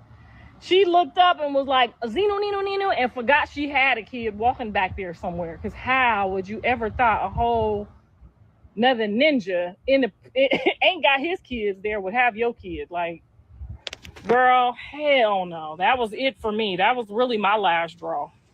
It was really like. Now, I'm going to tell you right there where she being a hypocrite. I'm going to tell you right there where she's being a hypocrite. How do you think a whole nother ninja who don't have his kid got your kid? Well, that's what your son thought when he left Krishan Jr. at his house with other ninjas. When Krishan went to California that first time and Blueface agreed to keep the baby while she was doing her business. And then he reneged on that because he got mad and didn't want her doing no business and just wanted her to sit around that house with him. He told her it was okay to leave the baby there, and he left the baby there with other ninjas that didn't have their own kids. That's what he did. And okay, it wasn't public, but it's the same assumption. It's the same assumption. And that's what I mean by hypocrisy. It being hypocritical to say any of this stuff. Especially because we can go back and look at what they have done and what they have allowed and what they have said and what they've presented. She defended when Blueface did that. Left Krishan Jr. at the house with other men who didn't have their kids. You said, howdy, I like Karlissa. Blueface picks women that act like they are obsessed. I think she needs to work on her delivery. You want to know why? Because he feels like Karlissa is obsessed. He's picking people like his mama. He think Karlissa is obsessed with him, and she do act like she is obsessed with him. I like Karlissa when she talk about other stuff, but the level of hypocrisy, the judgmentalness, all of that stuff, when we clearly see her doing the same exact things as some of these girls on this internet, is completely ridiculous. Like the stuff that she thinks that she is coming on here in school and about, she is displaying it herself. The characteristics, everything. It is crazy. It is crazy. But like I said, she's criticizing Nevaeh in this instance for thinking, oh, well, he was walking maybe a little slow. He's back there with the rest of the entourage. And so I'm not saying Nevaeh should have been more mindful. I'm not excusing that. She should have been more mindful. She should have made sure her child was with her. But when Blueface left Krishan Jr. with a whole bunch of niggas who don't have their own children, Karlissa got on this internet and started going off on Krishan for criticizing Blueface for doing that. Now she's criticizing Nevaeh for leaving her child with niggas who don't got their own kids. Your son did the same thing. And you got on this internet and defended what he did.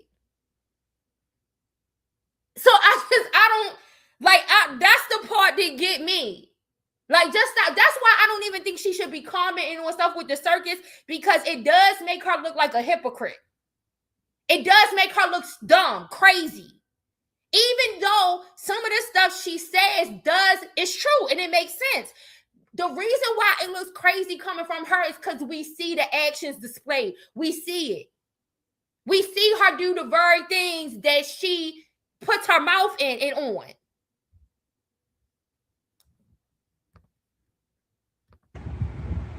Hold on now. Hold on. They about to show it. Blueface gonna get in the bed for this though.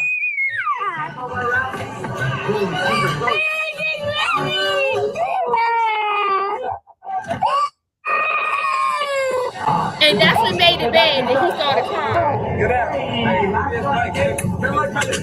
He said we left him. Yeah, you're not looking at him. I thought Bonnie had him. Why would you think somebody got your son? They gonna say I'm the worst mom now. Yeah, you need to pay more attention. Now you hear Blueface. Why do you think that somebody got your son? Well, Blueface, why did you think that somebody had Krishan Jr. when you left him at the house with all them same niggas that's around you right now? When you told Krishan you got him, you're going to keep him, then you got mad because she didn't stay in. You didn't want her going to go train with Calvin. So because you got mad, you left your son at the house with them same niggas that's with y'all right now. And I'm not saying that what Nevaeh did was proper. What I'm saying is that the hypocrisy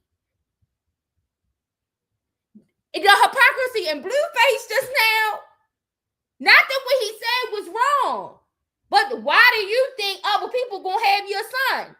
Why do you think that them niggas want to be in the house with Krishan Jr.? The same niggas. But when Krishan spoke out about you doing that, after you agreed to keep him with you while she was conducting whatever business she had to do, then your mama got on the internet and blasted her about it. Now she blasted Nevaeh about leaving her child, but walking along with the same niggas. Did she justify Krishan Jr. being with? I don't know. Y'all tell me what y'all think. Come here. Let me see. Black chick. Where were you at? Hey, wait. Where are you going to? I'm right here. I can find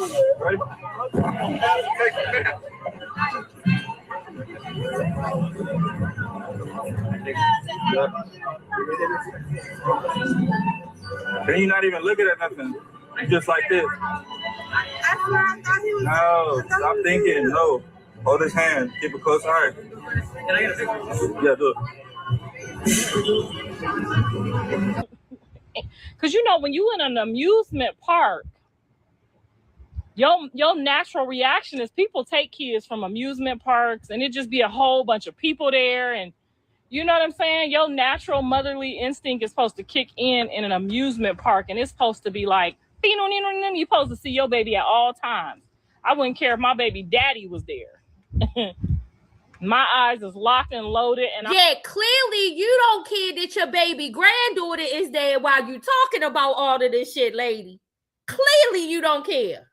You done talked about all of this shit with your baby granddaughter right there, hearing and sucking in it all. And we all know Journey is 76 years old. She just turned 76. She gotta wait till next year till she turns 77. Once she turns 77, she gonna know all this shit Blueface doing on the internet. But right now, we know Journey is 76 years old, and she know exactly what you saying out your mouth. And you are talking about all of this stuff right there with your grandbaby right there. Man. Yes, you are. I'm not letting nobody do nothing. So that's where that's cute. That's where I was like, ugh. Good luck, Jonathan. I told him that day, I said, I pray that ain't your baby. I pray it ain't. You did? Oh, yeah, you did. Thank you. Miller, you said, remember you said, you are making complete sense. These clowns don't remember what they say. Exactly. And don't remember what they do. And don't remember. Like, it's just like, this is the thing. Just don't even get on the internet and say it. Like, that's why I said it's just certain things because since they put themselves on the internet with everything, it's bound for somebody to find something that they did that can be weighed against what they are criticizing. So that's why I just don't get on the internet showing all of this stuff, or don't get on the internet and even comment on none of these things, because we can find many instances of you doing a behavior that is adjacent to what you're criticizing. You said, I can't disagree with you when it comes to Karlissa. She is too involved in his relationships, but can you blame her? I find that some mothers of sons are more involved in their sons' relationships. Well, this is the thing. I think being involved, Angie, like in a healthy way, is fine. I think she's intrusive. And this is the problem. Angie, she's intrusive for content. She's intrusive for content. This is how, did you got to go back to the portion where I talked about Rayla, because I know that's your girl. You have to look at what the manipulation, this tactic she's doing with Rayla. Look at the manipulative tactic she's doing with Rayla. And it is exactly what I said on the other live. This is about content for her. And so then you have to really question her intent. You have to question her motive. It's not about this is not like your normal overprotective mother. You see what I'm saying? Like, we just regular person on the street, me and you know, not everybody not in our lives. We're not uber famous. And, you know, and then we are concerned about our sons, right? This woman is doing this. You are questioning, even her son questions her reason for doing it. Her son told Nevaeh, do not befriend my mom. Stay away from my mom. It's going to come back to bite you. She is trying to use you for content. Blueface told this to Nevaeh on live. So she is crawling to get her hands on anybody connected to Blueface so she can keep her content rolling. She lost Jade and Alexis for right now, at least for a few months, maybe only a few weeks. We don't know how long. But Jade and Alexis was the main source of her content on SZA. So now she's resorted to doing pranks on what's her name? Mr. Sappho, the husband. She done pulled a prank on him. That was on the last episode. And then she briefly has Jada and Alexis. It hasn't released yet. So y'all, when it releases, if it's anything of importance that we need to review, I will definitely come on here and play the episode for us. But she had a brief conversation with Jaden about what happened about the sex tape being released, Blueface releasing the sex tape, about her trying to get them to talk. Jaden is like, no. She demanded the other day that Blueface show up at her house so that Jaden and him could talk, but she advertised it as being on the scissor. Blueface ain't show up. You said I really don't think Karlissa gives a damn about Blueface or his concubine. She's been caught in this web as it pays her bills. She has to act this way. And that's, Bella, this is the thing. That's where I fall like into a place of ambiguity. Because I think you can love your kids, but it could still be something very toxic about the relationship. So I think she does love them. I don't think she likes him. I don't think none of them like each other. I think what Callie said in that episode that we all watched together on SZA, I think it sums up how they all feel about each other. They love each other because they are related. They are blood. But liking each other, they don't like each other. None of them. And then, like I said, she's always called because she wanted to be a star. And she didn't make it as a star the way she wanted to. So she's like vicariously living this through Blueface. And so she's constantly attaching herself to every story that he got. And so when a chick falls by the wayside in his story, she picks him up to continue the saga on her side of the storyline. It becomes a storyline for her. And then she feels like she's going to give new air, new breath to the story, and then she is going to be able to get some of that rollover audience from Blueface because there are going to be moments when those stories overlap. That's what she's doing. That's exactly what she's doing. And so this Lord have mercy. Let's continue to listen. Cause you could tell my son genuinely looked scared. He was pissed. Say John. He was genuinely worried, like what the hell? Now this my thing. She talking about my son genuinely looks scared. You don't think them girls are genuinely looking scared when they around him? That shit he doing, they genuinely scared when they go to the clinic and about to get them to STD results. They genuinely scared. They genuinely scared about how they about to be embarrassed when the morning photos released on the internet. They genuinely scared. They genuinely scared knowing that this nigga might have some private information about them that he might release on the internet like he did his baby mama. They scared. Like, how the hell you talking about that these girls, that he's sitting up in there scared with these girls? Like somebody don't need to be scared fucking around with him. He said, I can't see how you keep up with all those storylines. Is Jaden a streamer too? Does Blueface stream all day? You had me laughing about Sean Davis. Jaden stream all day, Blueface stream all day, goddamn Karlissa streams all day. She just is all over the place of where she is streaming. She a little bit on everywhere. She gonna pop on anytime they doing something and saying something, she's doing something and saying something. I think Krishan doesn't, but this is the thing. I don't watch all of the streaming, Angie. I try to pay attention to those content creators that I know have watched through all the streaming to watch the main story for the day. That's what I kind of do. And I get caught up on. And most of the time, I get caught up because I'm listening while I'm working. Most of my work, I'm doing in silence. Like, most of my work all day, I do in silence. So I'm normally listening to stuff the same way I would do the stories. Like, before when I didn't start watching the stories until like my late 20s. But I would watch my stories while I was working. So, like my mama and them, they used to back and they would record them stories and watch them after they got off of work. But me, fortunately, I've had situations where I had flexibility and everything. And even when I'm in my office, I'm in my office, and I'm in my office with my door closed and in my privacy. So most of the time, I just go ahead and I put my earbuds in, earpods, whatever the heck, and I listen. So that's how I get caught up on stuff while I'm working most of the time. Miller, you said, wait, what happened with Sean Davis?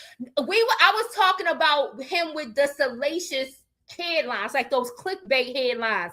Like they piss me off and make me laugh at the same time because it's so outrageous. It is just so outrageous what he does, how he does things.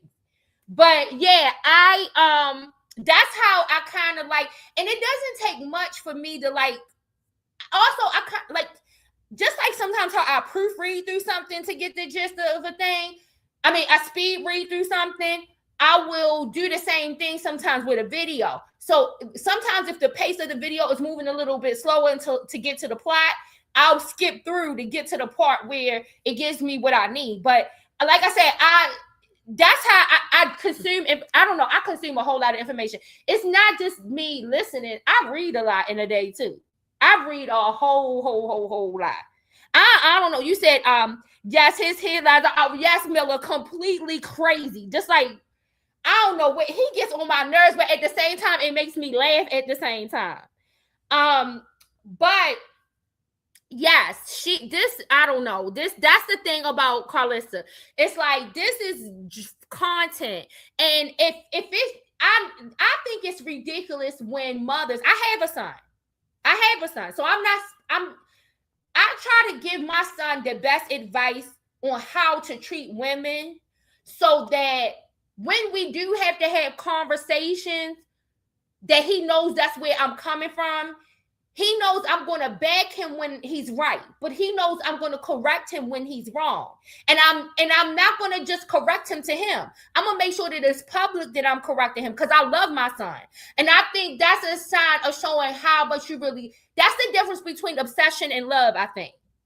When you are obsessed with something and you are obsessed to the point where you think something belongs to you, I think, because see, this is the difference between me and me and some people, and it's probably especially this situation. I know that my son don't belong to me. My son belonged to God, and God gave me stewardship over him. So knowing that I have to be a good steward over him, I have to tell him what's right. It's not about what's going to keep me in good company and good graces with him. It's about what's right. And I know that if I raise him right, he's going to receive what I told him. Now, don't get it messed up. It is times my son get mad and then a dickens with me with stuff I say to him. And he might be mad and he might not want to hear text me, but won't call me for the day. But then the next thing you know, he called me the next day. And then he'll pretend like he wasn't never mad because he know I'm right. Like I recently just gave him some advice about something and he was getting the attitude because he didn't think I needed to be telling him that. But then he called me back, the next day and it was better. And he was like, Mommy, I'm sorry, or whatever. But I'm going to tell him what is right no matter what. And I'm going to even do it to the point, if you feel like you can act this way in front of people, knowing I raised you to do better, then you should be okay with me correcting you in front of people. Because I don't never want nobody to think I didn't raise you better. So but the thing is that sometimes we see Karlissa do that with Blueface, but then she takes it back. She takes it back and then she gets into this mode. And like I said, and you start to wonder, what is this about? And when you have it competing with her trying to get content because this is how she makes her money, it just nothing looks kosher about it to me. You said Sean is on Krishan Rock about it. You said, please let Sean that Krishan is getting help. He's on her head about it. Yeah, I did. Like, oh my God. Like, come on, Sean, stop. Like, this is Sean Davis. It's too much. Like, that baby is getting some. I'm gonna tell you how I don't want to rear off into the Krishan conversation because I'm gonna try to save that for another live. Because anything involving Krishan needs its own live because Krishan is her own viral sensation. She's a little bit different than some of the other girls in the circus. And so trying to talk about Krishan and Blueface is like you talking with two very strong competing ideas at one time and trying to intermingle them. And sometimes you cannot do that. And so that's why I rather talk about Krishan like separate, even if it does, there are some mentions of Blueface. I still like to talk about her separately from Blueface, right? But when she I'm gonna tell you two things I could tell. When Krishan before she started to not drinking and stuff like that, right? And going back to church and then training for boxing. And I would look at Krishan Jr. I could see muscle atrophy, like muscle weakness, weight. It looked like wasting kind of in Krishan, like it's a baby, the baby, Krishan, right? Like it looked when a baby's muscles aren't being worked or whatever, regardless of whether or not they can walk or do whatever, right? When the child is getting therapy, you can still tell because you will notice that they still have some strength. When Krishan, prior to her making her change with that is how baby Krishan looked. He looked like somebody who had muscle fatigue, atrophy, all of these different things. But now he looks stronger. He looks more solid. No, it's still a lot of things he cannot do. But you can tell from his posture, all of those different things, he's getting some kind of care. And so that's why I said that, like, even though people feel like he hasn't advanced to the point where they feel he should be, maybe that's where he can be for right now. But yeah, that's why I'm saying I know he's getting some kind of care. Now, I don't know how often. I don't know to what extent. I don't know if it's the maximum amount that he can tolerate. I don't know none of those kind of things. But I can tell that there is a difference, that something is happening because he seems like he's stronger. He seemed like he was wasted before. And now he seems stronger. And so that's why I feel like, okay, he's enrolled in some kind of care. Miller, you said, and been on her for over a year. He left the Jaguar stuff there and went out cutthroat against Krishan. Yes, Miller. He got fed up with Jaguar because he realized it wasn't no more money in that. And then he has gone full blast with Krishan Rock. It is ridiculous. Well, listen, that day when I was watching him, because I click into him every now and then. I cannot tolerate him for more than probably like 5 minutes when he starts on this. And I'll laugh and chuckle in the beginning from what the stuff he's saying. And then I got to get off of it because I know it's just salacious what he's saying, right? But one day when I went in there, because you know how they always send Krishan stuff to the P.O. box. And so they send her gifts and stuff. Oh my gosh, Sean Davy Way sent a gift. He sent that gift. It was in this pretty beautiful box. Y'all, Krishan opened that goddamn gift. Wasn't nothing in the damn box. He sent her an empty damn box. He played too damn much. Sean Davy Way played too damn much. You said, girl, just yesterday, I said she is all over the place. She was in one state, and then I see the show up with the guy's box. Right. She is like everywhere. Because that's what I said. She is. You got it. That when you talk about her, you cannot talk about her. You can mention her in the Blueface saga. You can. It's difficult to talk about both of them because they are both, like I said, they are both powerhouses in their own right. Krishan is not like the other girls in Blueface's circus. So that's just the truth. Whether people like it or not, whether people like her or not, that's just the truth.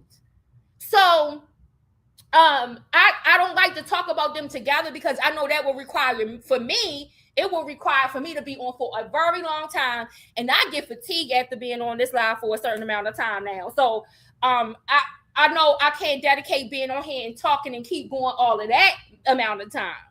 But yeah, them two, I think they just, for me, I have to separate their stories. And then where their stories come together, then I can talk about it as it pertains to everything else by giving like a summary. but also letting it be known that this is much more complex, and then we can pick it up at another time, because the two of them, like I said, they are just a 24/7 business. It is crazy. So let's see how much more do we have. We got only a little bit more, maybe like 4 minutes left of this video. What have I done? So let's try to the finish same up thing this you video. did, almost did or did a couple years ago. But that's what you get for saying your mama wasn't no type of mama. That's what you get for saying your baby mama wasn't no type of mama. Because Jaden would have never been looking around thinking nobody had her kids and no motherfucking Jaden is in Las Vegas right now with somebody having her kids. They had her kids last weekend. They got her kids this weekend. They got her kids every weekend. So Jaden don't gotta worry about somebody needing to have her kids when she want to go off and do something that she want to do. Nevaeh has her child 24/7. She has that boy 24/7. Initially, when she got over there, he was going over to the daddies a little bit, but now the daddy ain't getting. I don't know what happened. They haven't really talked about it, or at least if they have talked about it, I haven't heard much about it. I just heard it mentioned he has not been going over there and may not likely be going over there for the foreseeable future. And so she has her child 24/7, 7 days a week. Jaden does not. And I don't give a fuck what they say. She does not. Now, y'all didn't heard me on this channel champion Jaden. I have no contentions.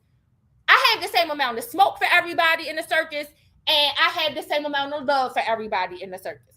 I'm gonna call it how I see it, regardless, right? But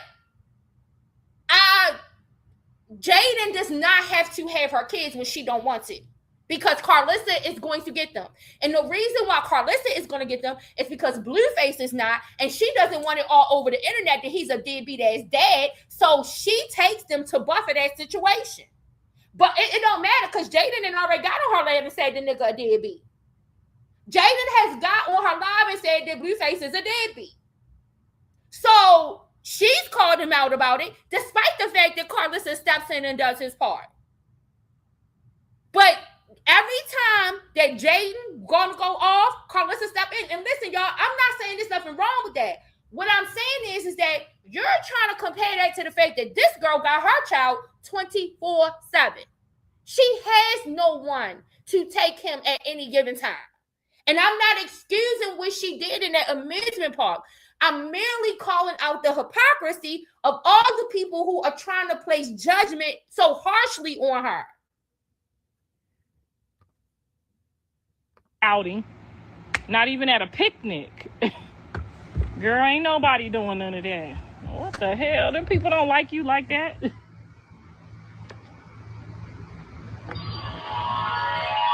Cheese.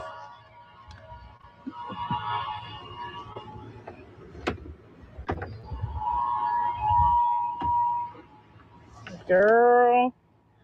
But I just let them now. I just learned to just let them do them, honey. That's on you. Oh my God, y'all. And that's her favorite thing to say.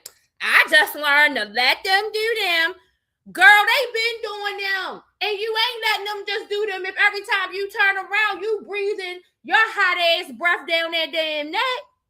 You not letting them just do them. You on there right now talking about it. That's not letting them do them. But they gonna do what they want to do anyway. They don't care what you say. None of them. You said the only time I've seen Jaden with her kids is when she was going to pick them up. Listen, I gotta say, okay, Jaden does have her kids a lot, but she knows that any given time she can drop them over there with Karlissa, because Karlissa's not going to deny it, because she does not want it to be out here that Blueface is the deadbeat. So Karlissa feels like if I have them, then I'm doing his part. And so you can't criticize that. Well, Jaden is not accepting that anymore. Hey, Tiz, you said she needs to let them do them and mind her damn business. Messy ass. Yes, just messy as hell. Messy as hell.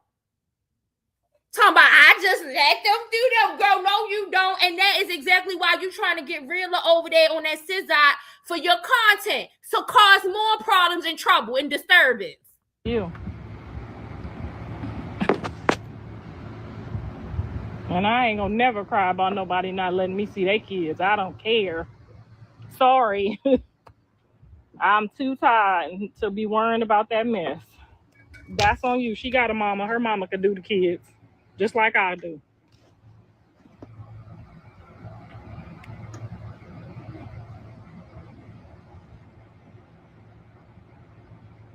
Yes, he was disgusted. That was one of his faces of like, did you just do that with the whole stream on us?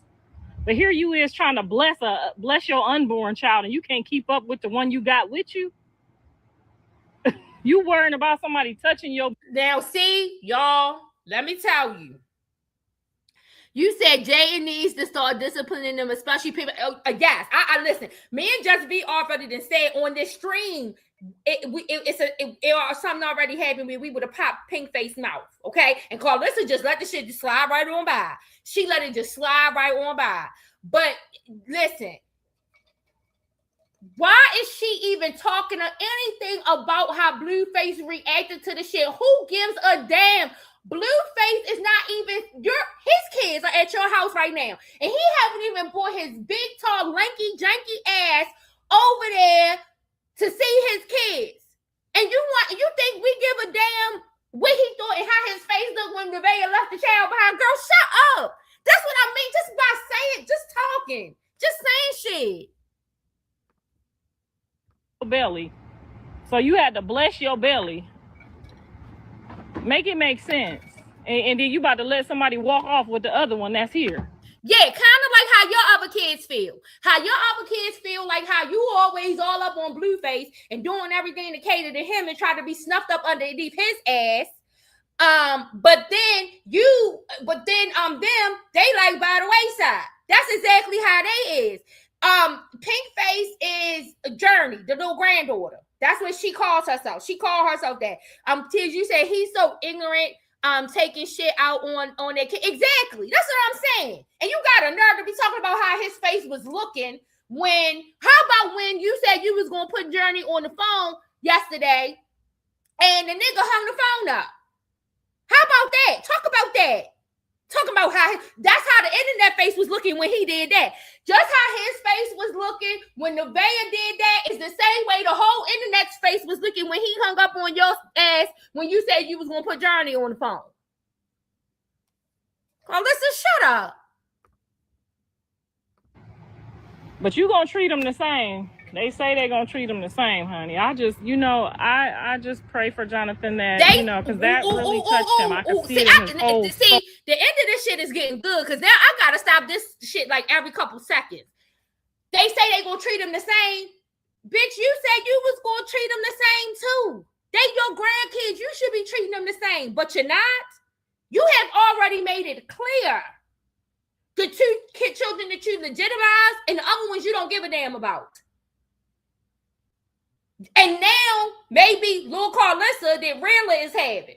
Rilla, however you say it. That she might come. You're gonna have Javon and Journey is gonna be at the top, but then it's gonna be little Karlissa. Now, and maybe at some point, little Karlissa will supersede Journey and Javon. I don't know, because it all depends on what happens. They change like the weather with her. But so far, that's where I see the order coming at. Based off of what you're doing. So you want to talk about somebody else talking about treating something the same when you don't even have no intentions on doing it either. You said, Tiz, you said she's always makes him the exactly, Tiz, it's sickening. You said now I'm yes, child, you gotta go back. You said now why they do Rilla want to name her baby Karlissa. Girl, you gotta go back because I played it. Yes, I don't know whether it's gonna be the first name. I don't know whether she will have Karlissa whole name. I don't know whether it's gonna be the second name. But she said she naming that baby Karlissa. Girl. Yes. Hold on. Oh, it was vexed. The response made him even more mad. You thought this person had your kid? He ain't even got no kids up here. Why would he have your kid? Same way why Blueface thought he that was they had vexed in his Krishan soul. Jr. when he left him at the house. Child.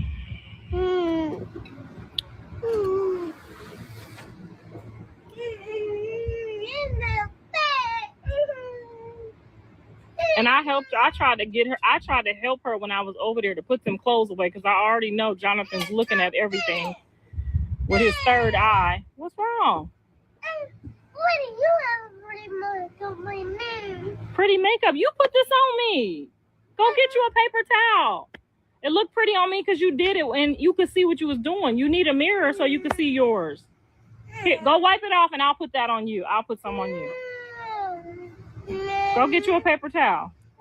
Doing all this talking in front of that child. You want me to put some on you? But talking about somebody else being responsible or irresponsible with the children. Girl, all the people be mad at when I put my makeup on. It's just natural. It just can't. Yours looks beautiful. See, it looks so beautiful. Yes, it does. You look just like grandma. Say cheese. It looks beautiful. It looks so pretty. They said we love you, pink face. No, Daddy. Okay, all right, y'all. I gotta call her daddy because she getting sleepy. All right, y'all. We'll call y'all back. Let me call her daddy. Now watch. He still ain't gonna bring it. Now look. Now she ready to get off. And that's the end. Now look, see how fast she got off that live. Because now you got that child asking for her daddy, knowing your son don't have no intention to come over there and see his damn kids. But you talking about how your son's face was looking because somebody else didn't realize that their child wasn't keeping up with them walking in the amusement park, which I am not justifying. It's wrong. It's wrong. But I'm not taking that. Not from the people who trying to call her out and trying to make a big deal about such a big deal about it. You say she don't want Blue to hang up on her again. Exactly, Tiz. Exactly. You see, she got herself right off of there when that girl started calling her daddy because she didn't want that chat to start asking no questions about that. All that mess, she done just sat there and talked about everybody else. She done talked about Jaden in front of the child. She done talked about Nevaeh in front of Krishan in front of the child. Really in front of the child. Now the child talking about she wants you to talk about everybody around them. Ashley, the Doublemint twin. You done talked about all of these people in front of the child. Now you so much down that the child is asking, where is my daddy? You're talking about him so damn much. As soon as she said that she hung that love up, baby. There wasn't no more. That was it. It was over with. Because she ain't want that chat to start asking no questions about that. Lord have mercy, y'all. Well, listen, I done talked to y'all enough tonight. It's been real. Thank y'all, Tiz, Angie, Just V, Miller, for coming in and talking with me about these subjects. We will be continue to keep ourselves posted. Of course, we will be getting out daily doses of the circus, but we will also be keeping an eye on our other stories about Boosie and his 600K. We are going to be keeping our eye on what's been unfolding with Stephon Diggs and Chris Griffith and all of the other things we've been talking about. We're going to keep them covered as well. I think Keefe D trial starts August the 10th. The Little Dirt trial starts, I think, August the 20th. So we have that coming up. We got the preliminary hearing coming up this week for David. That's on the 20th. What's today? The 19th, 2020. So on Tuesday, the preliminary hearing is supposed to be Tuesday. I don't know if that's going to be televised or we are just going to have to rely on communications from people inside of the courtroom. But we will be having that discussion as well. You said pay Boosie his money. Yes, Just B. Pay Boosie his money. Go back to the beginning of the live, Just B, so you can hear what I played about that. Because we did like a little brief update about one of the White House reporters.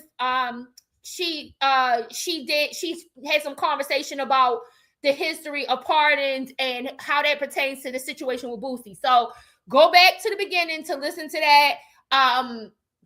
Y'all, I did a few other lives today, so y'all can probably go check those out if y'all want to. The circus is going now. I just did a check-in, and Blueface is on now. I don't know what he's talking about, but I'm gonna check in. You know, I'll probably be posting something before the night is over with and before I go to bed.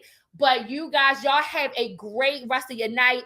Get yourselves ready for the work week. I hope you have a great morning. If I have time tomorrow morning, and if something happens of importance, I might come and do morning minutes. If not, I will talk to you guys sometime within the early part of this week. I don't know if it will be Monday, Tuesday, or Wednesday, but I will try to come and talk to you guys so that we don't fall behind, because we don't want to fall behind. These subjects and everything, it's 24/7. These things are always moving.